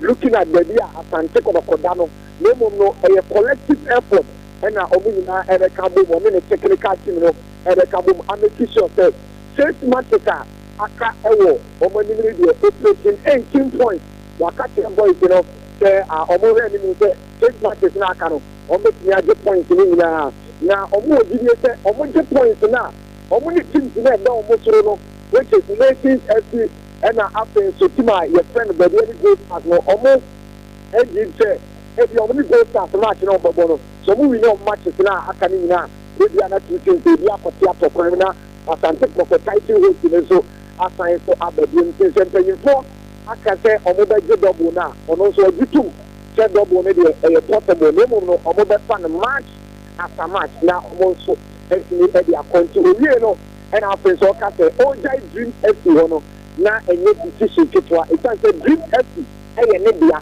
na mmom ɔno nso yɛ asante kɔtɔkɔbea nti coach Karim Zito sɛ ɔno ɔyɛ asante kɔtɔkɔbea nti baabi asante kɔtɔkɔ ɛnyɛ ne service no na ɔntumi ɛnka biribi nti dream FC deɛ mo a mo ka sɛ asɛ sport short time bi ɛna ɔde take decision ɔsɛ dream FC no yɛ ne bea eti ɛdre bi ɔpɛ bi obetumi akɔ dream ɛbi ɔpɛ bi a obetumi akɔ dream na mmom sometimes kan no ɔno kan ne contract with dream FC no ɛyɛ ana ɔrɛ nti no nkyɛn maa mo busa question sɛ asɛ wòdi adwuma ne ntɛn dodo no saa saa na ɛkyerɛ wɔn nti ɔde nsɛm bebree ato gya ɔsɛ onim boys ni problem ohun sɛ boys no ɛlake ɛnɔɔma bebree ɔmo fitness issues ne adeade ɛwɔ hɔ ɛna afei so ɛnra mpanyinfoɔ ne ne kɔɔ baabi a boys ne da no mekyerɛ asante kɔrɔkɔ players ne da no ɔsɛ players ne yɛ too ɛyɛ ɔmo yɛ too comfortable baabi a ɔmo da no nti ɛno ka ho bi na ɛbi ahoyɛ a ama performance no because ɔsɛ ebi baabi na woyɛ too comfortable wɔ baabi a wowɔ no a ɛma problem ɛnso ɛɛba anaasɛ adeɛ esi wɔ ni so no ɛyɛ ana wo rate ne firi ho kakra nti ɔmo sɛ bɛ kaakae boys ne sɛ asante kɔtɔkɔ no ɔmo bɔ no na asante kɔtɔkɔ no ɛnituade wuro no ɛyɛ sɛ ɔsɛ adeɛ baako nso ne sɛ kɔtɔkɔ ɛni team philosophy ɔmo ni direction nti sisi a ɔno Karim Zito abɛyi no ɔne mpanyinfoɔ bɛkasa ɔmo te ase a ɔbɛfrɛ legends of the club ɛne mpanyinfoɔ a ɔmo kɛ bi wɔn mu asante kɔtɔkɔ na ɔmo akyerɛ philosophy ɛde ato hɔ nti coach bi a ɔbɛbɛ biara no na wɔabɛfolo saa philosophy no nti nkɛnɛ yi a sɛ kɔtɔkɔ philosophy da hɔ a nkɔno Karim Zito ɛbɛyi no nkonya sɛ ogun ɛbɛkyerɛ report ama no kɛno aso ɔbɛkɔ akɔfa team ne philosophy no ɔhwɛ na nka ɔno nso deɛ ɔde bɛboa club no ɔde aba abɛka ɔba nti na ɔne mpanyinfoɔ bɛka sada mpanyinfoɔ ma ne kwan deɛ a ɔbɛyɛ saa de no ɔse ɛberɛ a na ɔne bibi bi ama ne yɛ hɔ no ɔyɛ sɛ nka ɔmo bɛyɛ saa de no na mmom no mpanyinfoɔ a mo ɔmo go ahead no nti no ɔmo nti na this time deɛ ɔse ɔbɛyɛ na mmom ɔbɛgye permission ɛfiri asante kɔtɔkɔ mpanyinfoɔ ɛnso hɔ prince owusu ɛnso ɛde nsɛm kakra to bi asɛ yes adwuma no deɛ den na ɛnra training a wɔde boys ne yɛ a na ɔmo di physicals na anɔpɛ yɛyi bi wɔ Sompa TV no akra kɔtɔkɔ ne aka lions na ɔno ankasa ɔte sɛbi wɔn kan nti wɔn kɔtɔkɔ problems no ɛgyɛnra ɔne coach Karim Zito ɛkasa ɛkyerɛkyerɛ players bi ɛnɔɔma ɔmo hu a ɔmo de ba bɛka ɔmo nti na ɛnra saa training a ɔde ɔmo fa nti already no ɔmo nim kɔtɔkɔ problems no ɛde a making sure sɛ ɛnneɛma ɛnso ɛbɛkɔ yi Karim Zito akɔnfɛn sɛ ɔmo de physical trainer aba ɛnda ɔmo appointed physical trainer ma wɔamfa ne bi anto gya ɔsan de ato gya sɛ another assistant coach ɛbɛba ɔyɛ legend tie ebi ɔkan ɔyɛ legend nkyɛ bia nso another assistant coach no ɔmo de ne ti ɔsɛ wɔdi nkan aka kyerɛ mpanyinfoɔ sɛ ɔmo nsan kɔfa another assistant coach no wɔappointed ɛde ama mpanyinfoɔ sɛ ɔmo nkɔfa ne mbra eti nsɛm no wɔnyi bebree ɛna lawyer safuduku nso ɛne nsɛm kakra to gya sɛ sisi ano ɔyɛ 2 years ɛna ɔmo de ama ɔmo nti bi ɔbɛyɛ adwuma asante kɔtɔkɔ bia ɛyɛ 2 years duration ɛna ɔba abɛdi wɔ asante kɔtɔkɔ for now ɛno ne contract na ɛwɔ mu no na ɔsan so ɛka bibi kakra ɛfa police ɛwɔ no sɛ ɛyɛ ade sɛ may a ɔmo san bɛkɔ court na ɔmo akɔtoa ɛyɛ police case no ɛnso ɛso nti ɛti nkoto bitami a na kyerɛ sɛ asante kɔtɔkɔ press conference a ɔmo de ɛna nɔpɛ ɛwɔ Kumasi Baba Sports Stadium conference room hɔ no ɛno ɛna ma bɔ ne tɔpa ɛtwa mfonyini ɛde akyerɛ yɛn atiefoɔ ndahɛfoɔ a ɛtie Sompa 93.1 a ɛhwɛ Sompa TV ɛnɛ anɔpɛ yɛ Orlando yɛbɛda ase paa ɛda ase wae yɛ sinkosi deɛ aka no yɛ ne nyinaa wɔ ahoma so a ɛfiri kyerɛ kɔ no yɛbabɔ ɛde ama atiefoɔ nso atumi ase okay ɛno ɔyɛ Orlando na yɛte ne nka no nti deɛ aka nyinaa no ɔde ho nsɛm ɛbɛbrɛ Asante kɔtɔkɔ no yantua dwumadie no so na mame mfa nto anim sɛ no a GFA boss Kato Kraku consider the national under 15 team no the Black Comet na runs for minimum picture na ready afado so ma abra na GFA president and team na share kama pa no and our live on Sompa TV no just a GFA boss no we say the wura baby a just a dwuma obo no eso ani papa na mame mfa nto anim sɛ coach Kwaku Danso one a coach at the national under 15 watch the mammy and Kwama Faso prepare Yenti coach Kwaku Danso on their preparation.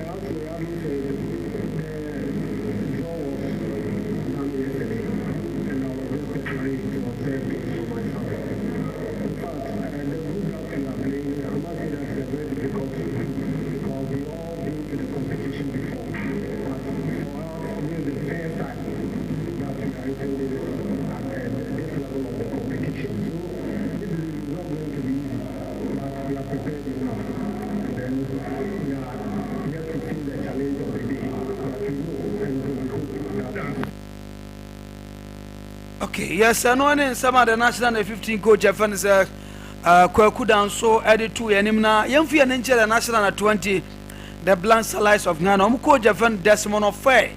On so Casapi, on one preparations almost year so far, Yente coach Desmond of Fair. To motivate them, so in every training session, they are giving 100% and they are ready to give everything for the nation. So up to now, no injury update, the boys are fully fit and ready and hungry. So mentally, physically, and spiritually, they are really up there. We and then some other national 20 coach friend Desmond of Fair to you. Ya don't some Mamona, young fan to an is all vision FCA. Answer Omu technical director. A coach and no cannot in Sempedia to just Ghana referees, you know. Some of the kind of say, and Grandma Edda at New Rano Yente coach and a worker.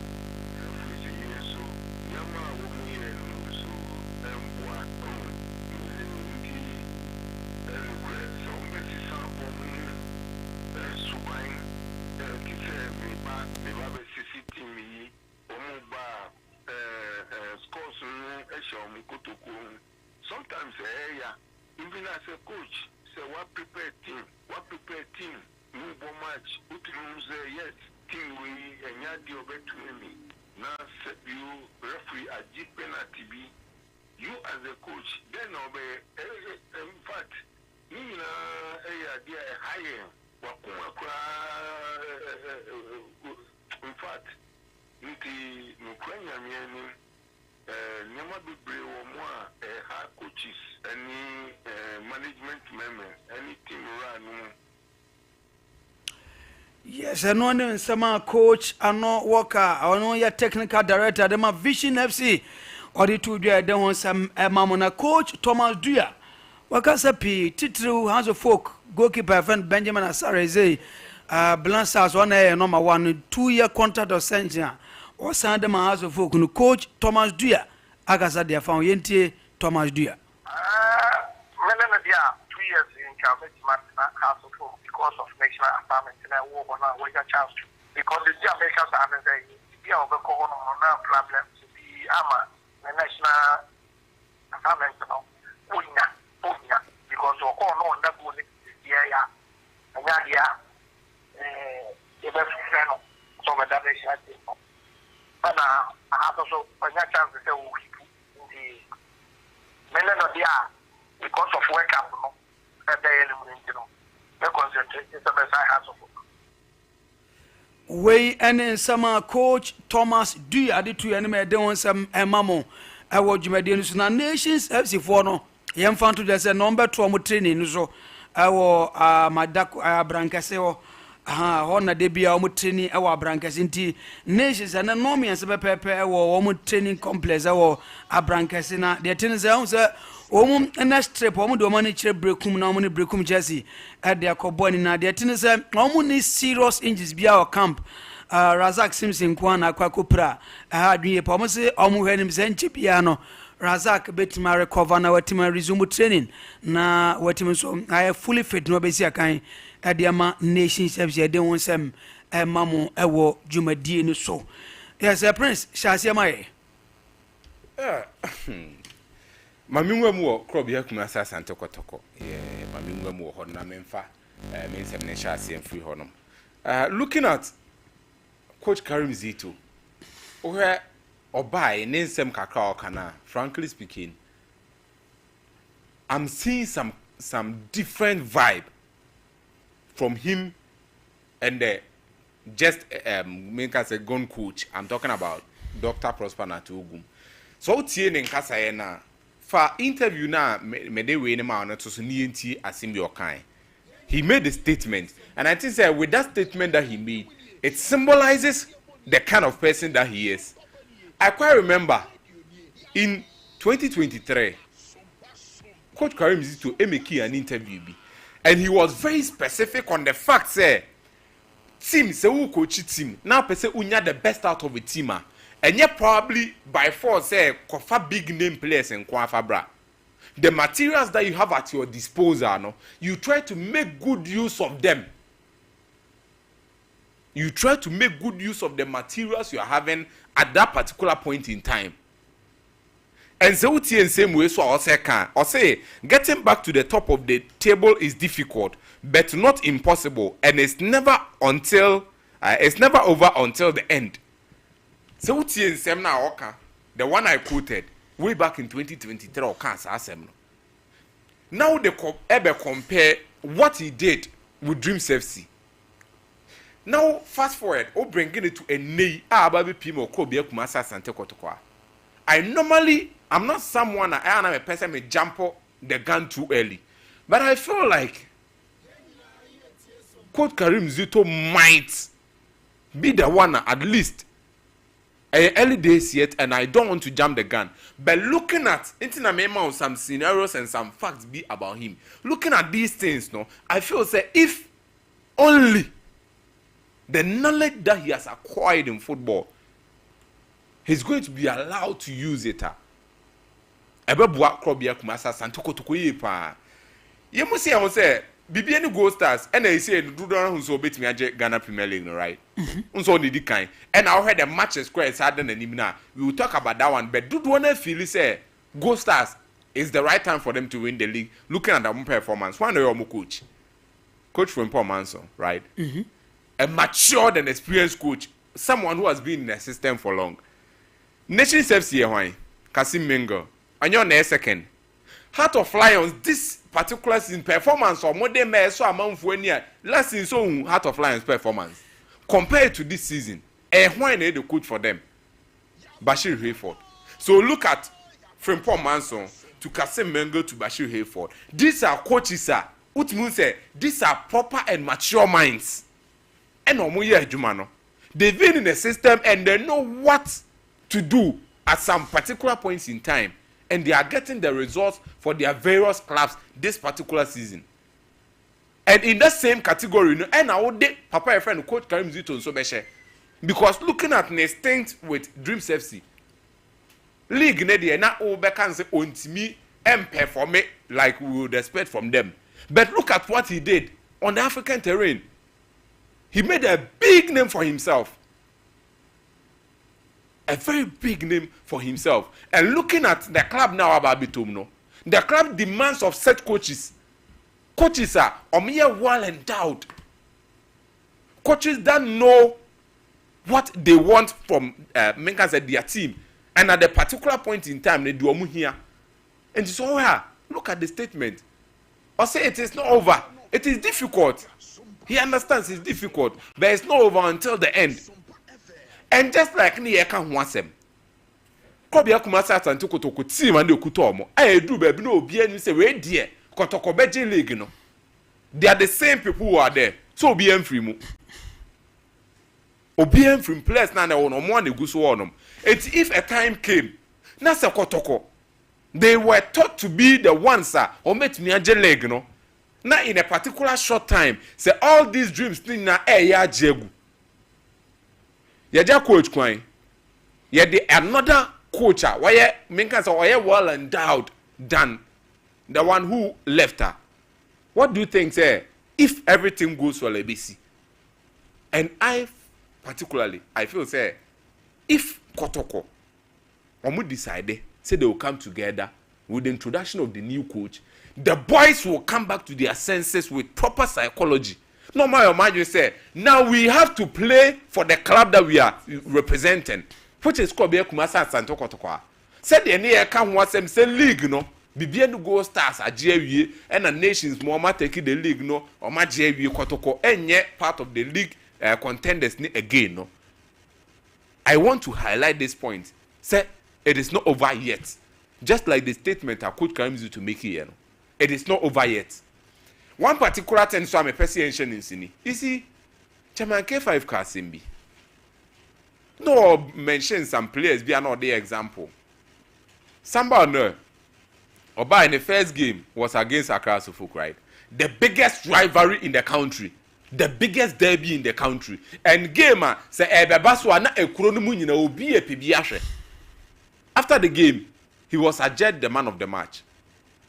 He is from a different terrain and Wababi PM in the Ghana Premier League. In the first game, in one of the crucial and the most heated games, Otimi boy edged the man of the match.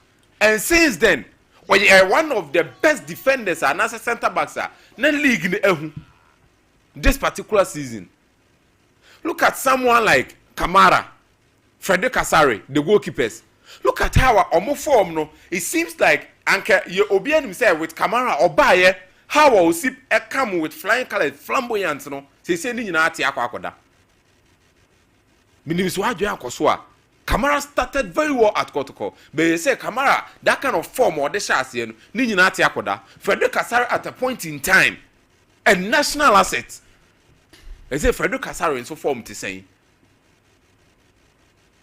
Actually, on Sambo no, a chassis or chassis, you know. Yemusi say in recent times, let's look at how our team need declining, affecting and as affecting. Sambo no clearly you feel say as a term be an sinabeti and or bread.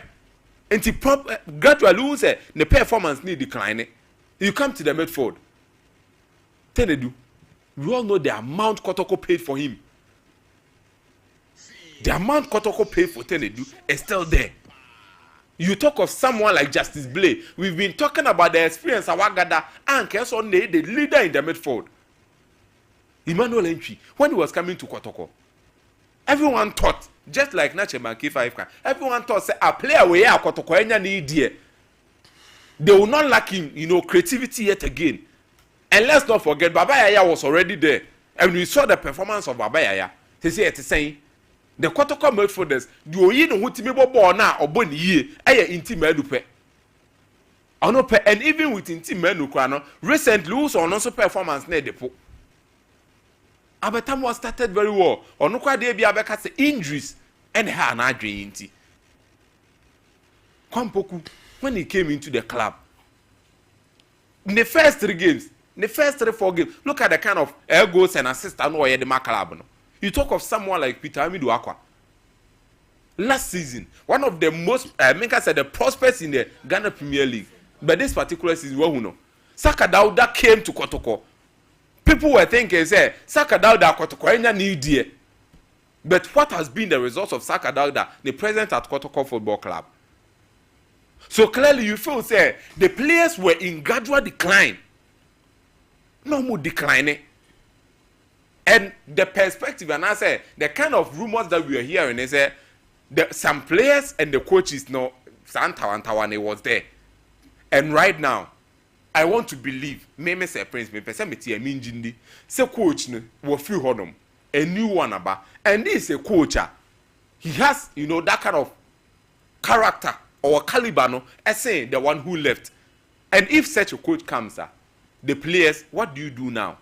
Because at a point in time, who perform character now can see what say? Then a man also character busy, the one who just left. No, he has been. It doesn't need to be explained. He has been in the system for long. Baby, could do no honumbi. So that's the simple and short of it. Baby, coach Karim Zito could do ogumundu honum baby. And we're in a debate about. Should we talk about the profile of Karim Zito? Yeah, people want now? To know. People want more money would like to know. Karim Zito has gone to the extent of a national team, And even for recent recent stint this is the current coach Otimi making a name for Ghana in the African terrain with a club like Dreams FC. One for Kotoko, one for Has, one for Bia, Adriana Stars be the household names. Yeah. One for be as good as it's all money into one in Ukraine. one for the household names in the choir, or their club like Dream Steps in the choir. And with this alone, say be I say with this alone, the current one that he did, that feat, Ogum has not read that feat. On the MHN. So I think say the players particularly, say coach no, and another problem who are you now let's talk about the players particularly.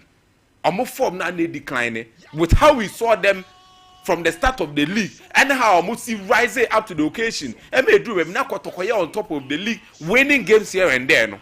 We want to see that again. Because if it was believed, said the players were having issues with the coaches, the coach is now gone. So the players must now give their 110%. Okay. No more 100 or 80%. 110%. And if they are going to be able to do that, I wouldn't rule out the possibility of Kotoko yet again contending for the league. Okay. A very, very difficult, just like we all see. But I wouldn't rule them out. Where much is yeah. It's my tenants around. It's a very, very difficult. For Ghosters, matches are kind of for Ghosters next features netos mame. Very difficult. They say Ghosters, Nations, Heart of Lions before Kotoko. And where Ghosters games, that's what frankly speaking, you looking at the games, no, I am in possibility any club. Almost much. Oh, nice. Okay. And I'm in possibility club will be but frankly speaking, looking at Ghosters any Visions FC. Visions FC say all kind league no all kind free tour or more matter home or more performance so any listen to this all kind free asia or net also 3 last but 2 and the Visions FC or more performance and shut down so any woofy and Ghost Stars will be going there telling you at least a draw because on my board draw my come 7 this particular season or more fee so at least I be a Ghost Stars beat me a draw there and the best of Ghost Stars will get them a win at Visions. Only are not one or Tenefiene Carella. Ghost Stars right now, a team that knows, say they have one of their hands on the league title. Staying at home playing with Carella. Football is a game, but you can presume and say, Ghost Stars will win at home against Carella. Because Carella hasn't also been that impressive this particular season. Oh yeah, in so at remind the end they say 3.3 goals na da honum dada. No asaba be Tenefi. No, this same club ya Kumasi Asante Kotoko. Aba bebo. And you see, no swear, Ghost Stars were that kind of make us a luxury of staying at home and playing with make us a title contender. Because what me we need Kotoko was said through the dust into Kotoko games or mobile. And it gives them that advantage. And with the performance they are showing now, the probability of them winning against Kotoko is high. Okay, unless something exceptional happens, they will play against Ebrekum Chelsea. Almost this particular season under Samuel Boadu. On my performance, then extraordinary. Okay. And then the last game will be against Accra Lions. So a very, very difficult. And looking at the fixtures of Nations, the Heart of Lions, there no, and don't see a similar to this. But Kotoko fixtures no a more thing. So for me, I believe that Kotoko can turn things around, but it is going to be very difficult. All right. But then what everyone should be focusing on now, and the players they should know now, Coach Nefriho, the concentration is coming to them straight. All right. As Prince said, as a players need you until Mati okay be Philip, you dear ever boosty got a call and it's a month's game of ball against Adriana. And who share the Ghana Premier League teams are we are blue and green this season. That's a performance no Omonia more of a purple patch. Adriana Stars. That is their next game. But after Adriana Stars, no, Koroko a ball against Accra to folk. Of which I don't know any form na yede ball. And your coaches are in charge na area. And no, it will be a game. That is a one I say a minus. Edema Santiago. Apart from that, Obo against Dreams FC. And nobody knows Dreams FC better than Karim Zito. He rebuilt these Dreams. Now, mind you, when our Dreams echo Africa semi-final of the Confederations Cup, players, most of them were sold. My own, that is entry, was sold. It's entry in Ghana. Now, Ajeni Watson is not in Ghana. All those guys now, they made that dream possible, no, and not a Dreams FC. So before the commencement of the league, Karim Zito, Ekashraye say, he this season, no, the expectations of Dreams FC, and it shouldn't be too high because Omako Africa semi-final, omu debut, omu bi pay. Now the next one is in the league, many winner him say, "Yeah, come on, Belgian league na." Would him say, "Any Dreams FC?" But all of a sudden, we're table now. Dreams, if you relegation spot, it's a Dreams any relegation zone. It's a cat seems so more safe for Dreams second, and Koroko will play against Dreams FC. And nobody knows Dreams better than Karim Zito. Now, better Karim Abano. The Abba agrees to say, Ogum style day, pass and move. Karim Zito style day, pass and move. But there is a little bit of contradiction. And I say, Karim Zito no and manage game no better than that is Prosper Nate Ogum. That is the difference here.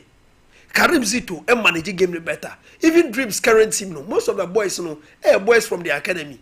But all of a sudden, when you build your move to the standard, it's a boys need a championship mentality. It's I can tell you for a fact, say next season, Dreams will compete and compete well.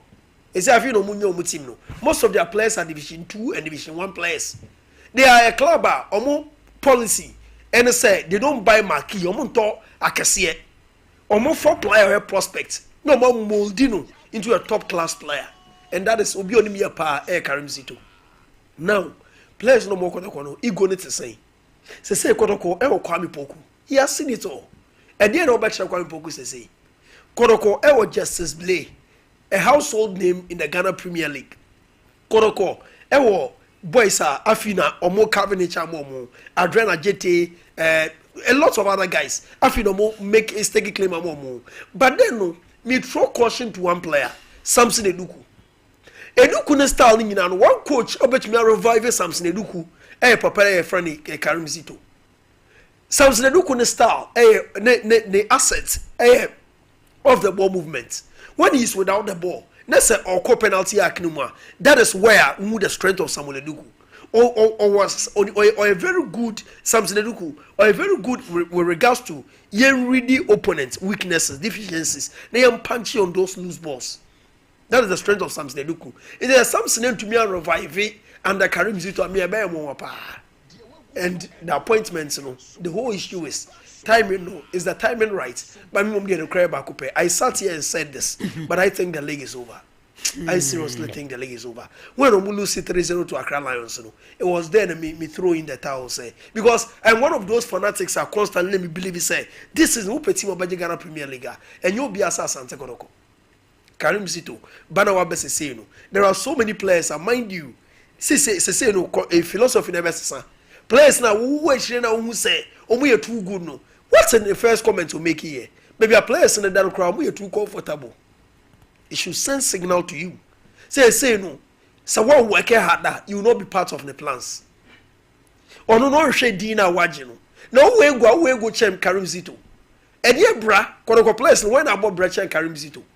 In terms of what? So who go check Karim Zito? Until they say no, if you don't work hard, you will not be part of the plans. Clearly, or can be natural. So where you are sleeping now, you are too comfortable. I say, players mutimu ya dead no. Omo luxury of bibia ofie. Into no. I said omo pen of money. Guys no crown maybe a motivate to do well. That is never a motivation. Sometimes you see, any football different. Any football different. Footballers say when somebody gives me a bunny a gamer who praise it no what's I can name ebe buano mane improve more player on person ebe correct no some player no kwara wakopim. There are so many players on your prospects almost started very well and we thought say blistering careers ahead of them because almost had into no nyina no omo kwara no makopim. One Skaga Kraba Munsema, Omempa Afutu. Now the second one is ego, and then those players. No. And then most of the top talents in Ghana, sometimes in Ghana, most of the talents die very young. Die very young because at a point when 50,000 baby crown or near bida the entire career. Into na I say boost by bia 7 producer and again what problem are Ghanaian players no paye or more resting more. Time now, me research 1 a.m. no. Ube was a footballer online, on a girlfriend chatting. So what do you expect to do on Sunday? Ube day. Me no media ne say betina kasao. and whatever I see is what I come and sit here and say. But what you know involves a lot of energy. It's you have to sleep more. And so when you have a lot of sleep, constantly a president Messi and Ronaldo, they sleep more, they rest more. Have you ever heard Ronaldo call 7 prayers? I call Pabi, I call ye Nyamohu Sambi. Maybe you wouldn't hear bad stories about them. But the players are what say bad stories, good bad tidings about them. I'm flopping them. Your players are more talents, but because I'm not sure I'm do level with pen or more drop it. Karim Zito, my advice to Konoko fans, and the Konoko players or more again, or Mutie and say, Karim is a disciplinarian. And he's once upon a time a former player of Asante Kodoko. It's the history, tradition, and culture now. He understands Kodoko. Players no more Kodoko no. Obia ni wote Kodoko na say Echen Karim Zito. Karim Zito played with Kwesi Appiah. So Karim Zito, woka Karim Zito player Ben na Kodoko, take Kodoko philosophy na say Echen Karim Zito. And he has scored the club before. He has scored Kodoko before. This is a top man in terms of say I kind of profile na dear beche. Into no na appointment in the minimum de me feel say time and minimum na I style, but because one Kodoko wanted to achieve something, and the only realistic chance of Kodoko winning a trophy at the FA Cup. FA Cup is our boss Samobwedu's Brekum Chelsea. Say no Samobwedu ni team Brekum Chelsea no. Almost so dream you some beji FA Cup no. No more Africa Confederations Cup. It's a league in the dear. This is a BBC. And Kodoko, ya uncle ya mo mukran say, he said they have a game against the BNI Gold Stars. Say the appointment no by 10 games to the end of the season now. And then can be a different story. When the Gold Stars lose, was when the appointment in the buy would have been a different story. Because since I'm about Chroma, because I Kodoko matches, I've never been impressed. Legon cities whatsoever, even against through the democracy in the FA Cup. Kodoko was shambolic. Performances no this was not worthy of a Kodoko. Players on Mujina pitch no just no Moshano were not worthy Kodoko players. No cry about coupe. Sometimes they can the players were not worthy of Asante Kodoko. And when fitness concerns no e buy no Kodoko games are marrying no but 30 minutes out of my break. It's when they played against Accra Lions, virtually youthful exuberancy. Omuye youthful exuberance omususwa. It's a munu betu Mikasa. And what happened to Kodoko? Yes, you're going to go by 3-0. Okay. Or you're going to go by 3-0. It's a said Karim Zito Abano. One of the things or happen in Kodoko team no, or more fitness concerns no.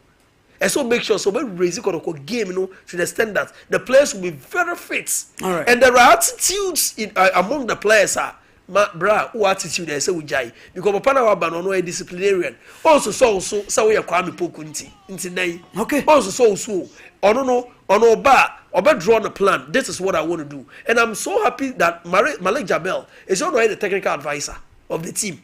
These are people who understands the DNA of Asante Kodoko, who understands the history, tradition, and culture of Asante Kodoko better than players no more bono. Okay. And then say the names na ka somewhere. And can we hear combine in the whole of Ghana?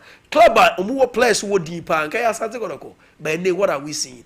Kodoko losing 3-0 to Accra Lions. A struggling Accra Lions. Kodoko losing to Nations FC. And this is a say Nations are more of a team than Asante Kodoko. But Nations any star names.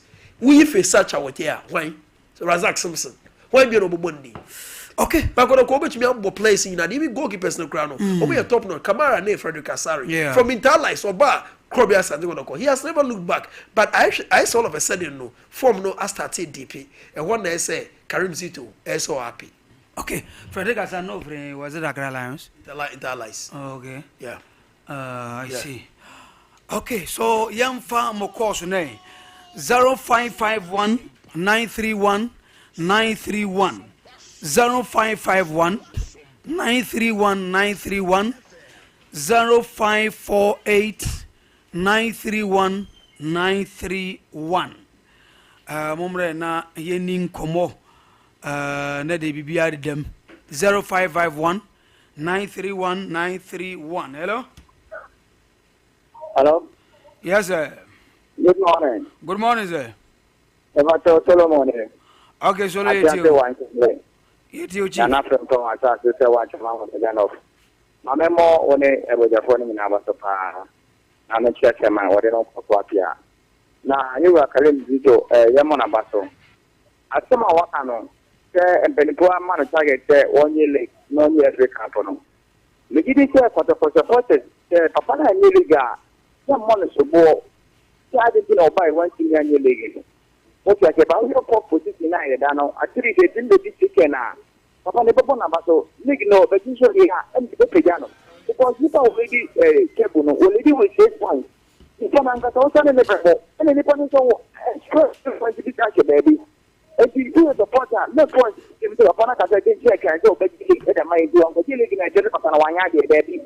Only a supporter, one and the cable now. And when come on a target, what is a coach, Obakato, what in Yanya, it's also for the Vietnam.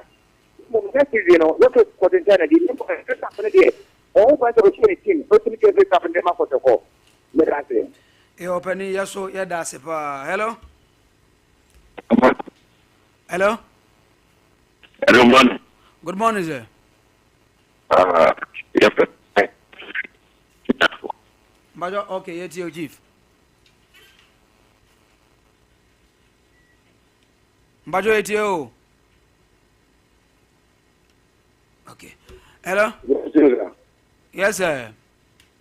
Bajo, within the Kufina Communication, Chifu Praso. Brago VTO. Yeah, bomb about the fire Jumadi Amudi, and Yababo a year Kotoko management in Abaso. Not Shadow, because Kuchugum had a bet new in some of Juman with Chimiso. Because the first year, Open Nipabe 12, and now was in Kalamisu and Alcofa Bibaye was also before almost 19 31 players. The waiting players are the most I could I went to a year. The Mobasona includes also. Yamana kwa baba kumazene mo ayo ma fantile so nyemo o ma fantile nyemo daja enye de mai iyo opane mate o dem fanti be wure mama mo hello Good morning. Good morning. Your first one because I see what it up. Opane yetio. Go di nyame bin.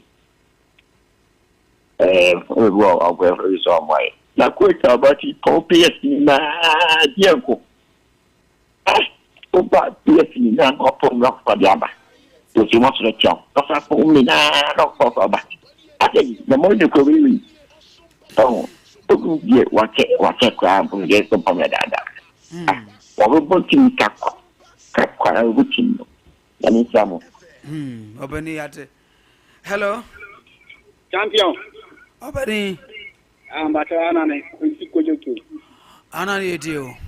and a piece of Sompa from your mama battle. Hedamasi. I would put it one day with the sports. Exactly. Beautiful girls in you and a Pasadia, I am one of these humans. Hedamasi. And if I take that a beautiful girl, I tell I'm a big year. You're more for company for about this thing about taking the things I better. Mama Karim Zito Abba. And so if you are this matches to go 18 points.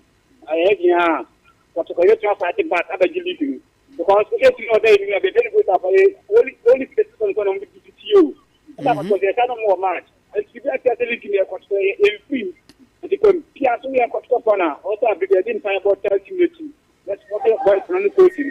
That's why I leave the rating idea. Instead, yeah, give us the song on media. We're a champion coach, and I have to take them to a dividend. Okay. Then you are going to people when the process is done. Then you are a people familiar to also. Also, Opening material that say hello. Yes, sir. Good morning, sir. Good morning. Boss, what do you say, Wadama? Mr. Zuba, I come so who contact Wadama? Me, come okay, hello. Hello.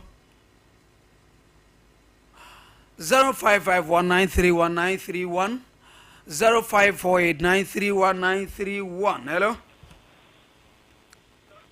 Good morning, senior. Yes, sir. Good morning. Good morning. Bajomitio. The person Golonio Sompa German of history.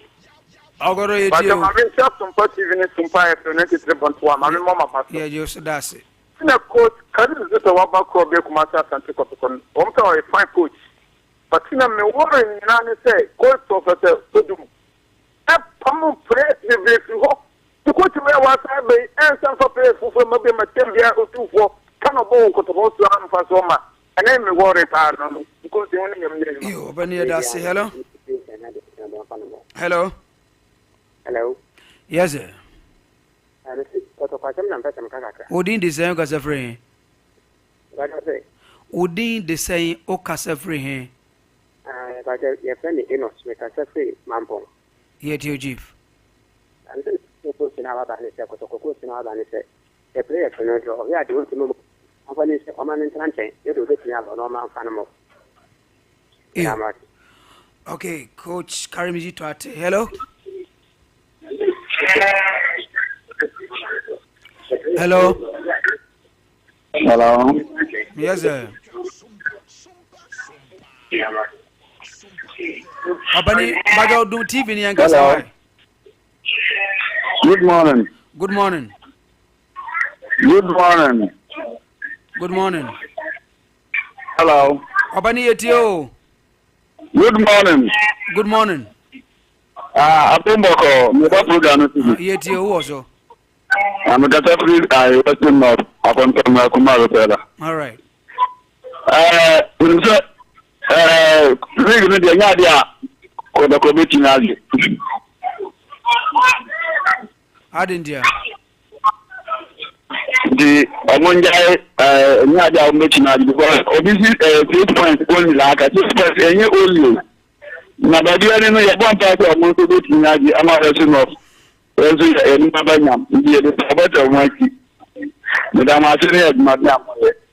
Obani, yes, you are. Hello. Obani Martin. Mejoso. Now, where are they? Radiadum. Monsoe. You.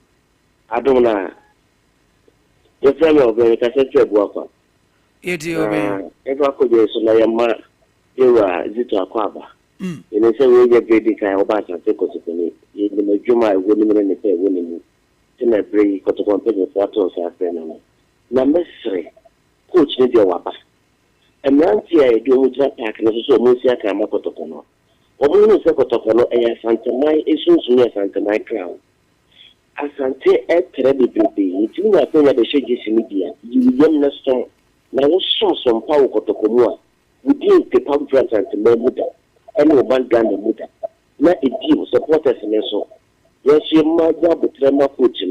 And 6 months, I can never see the blame because I dare not a chair. I can't say better from and also about the sum. Why do they me? In Jesus, so sugar and for military, no time I want to say. That a deal, your matches and so. Young cost you, no share or a mountain in crime. That is now for smelling Canadian. No time you cry every capital. Hello. Hello. Yes, sir. Yes, sir. But you didn't say you free.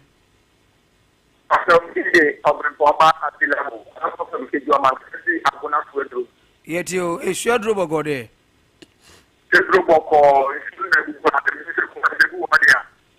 Was it your Nabu?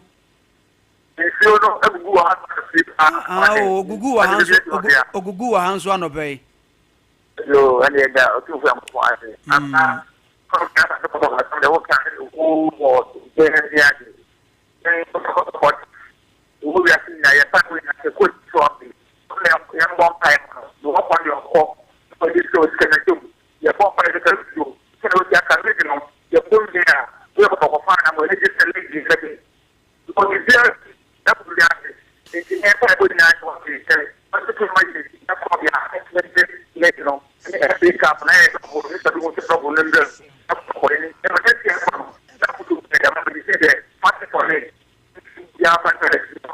Okay, Apani ate that's last caller. Hello. Hello. Apani udin the same you suffering. We am last caller. I'm the Isa because to Blameskuma. Blameskuma, how about go there? Habako. You select Karim Zito say Wabano. Then Mount top play ya or make it up place ya. Of what we are no what to you know. o mete o mo no fombo e nya mpa lake na Africa pe beje ya tumi de wa so best na so ya Africa ti Africa to amana one year hard work yo okay opani yaso ya dase pa nti yemfa show no NCI da munyina seze moye part of the show and anopai but birthday wishes no mamemfa ba ko na me no bi na men sorry songo a special birthday to Miss Erica Boachi Yadom okay of Dr. Ano Boahin hostel level 300 SDA Midwifery Training College Asante Asama from Kechire OB of Sompa TV. So Miss Erica Boachi Yadom yama happy birthday pa nyamishira na onto onkwanem. So happy birthday to Angela Nuyama Chumasi wo dunkwa no fen nyamishira pa na onto onkwanem papa from Tita Communications Officer for Nation Service na wish nyamishira na onyo kese pa Angela Nuyama Chumasi nyamishira pa happy birthday to you. Okay. Ya the show no AC anyankopo ya domo china ya be san aboabo foforo no kra de abramzi de ye Sompa 106.5 FM in Accra ni akova wi aprem to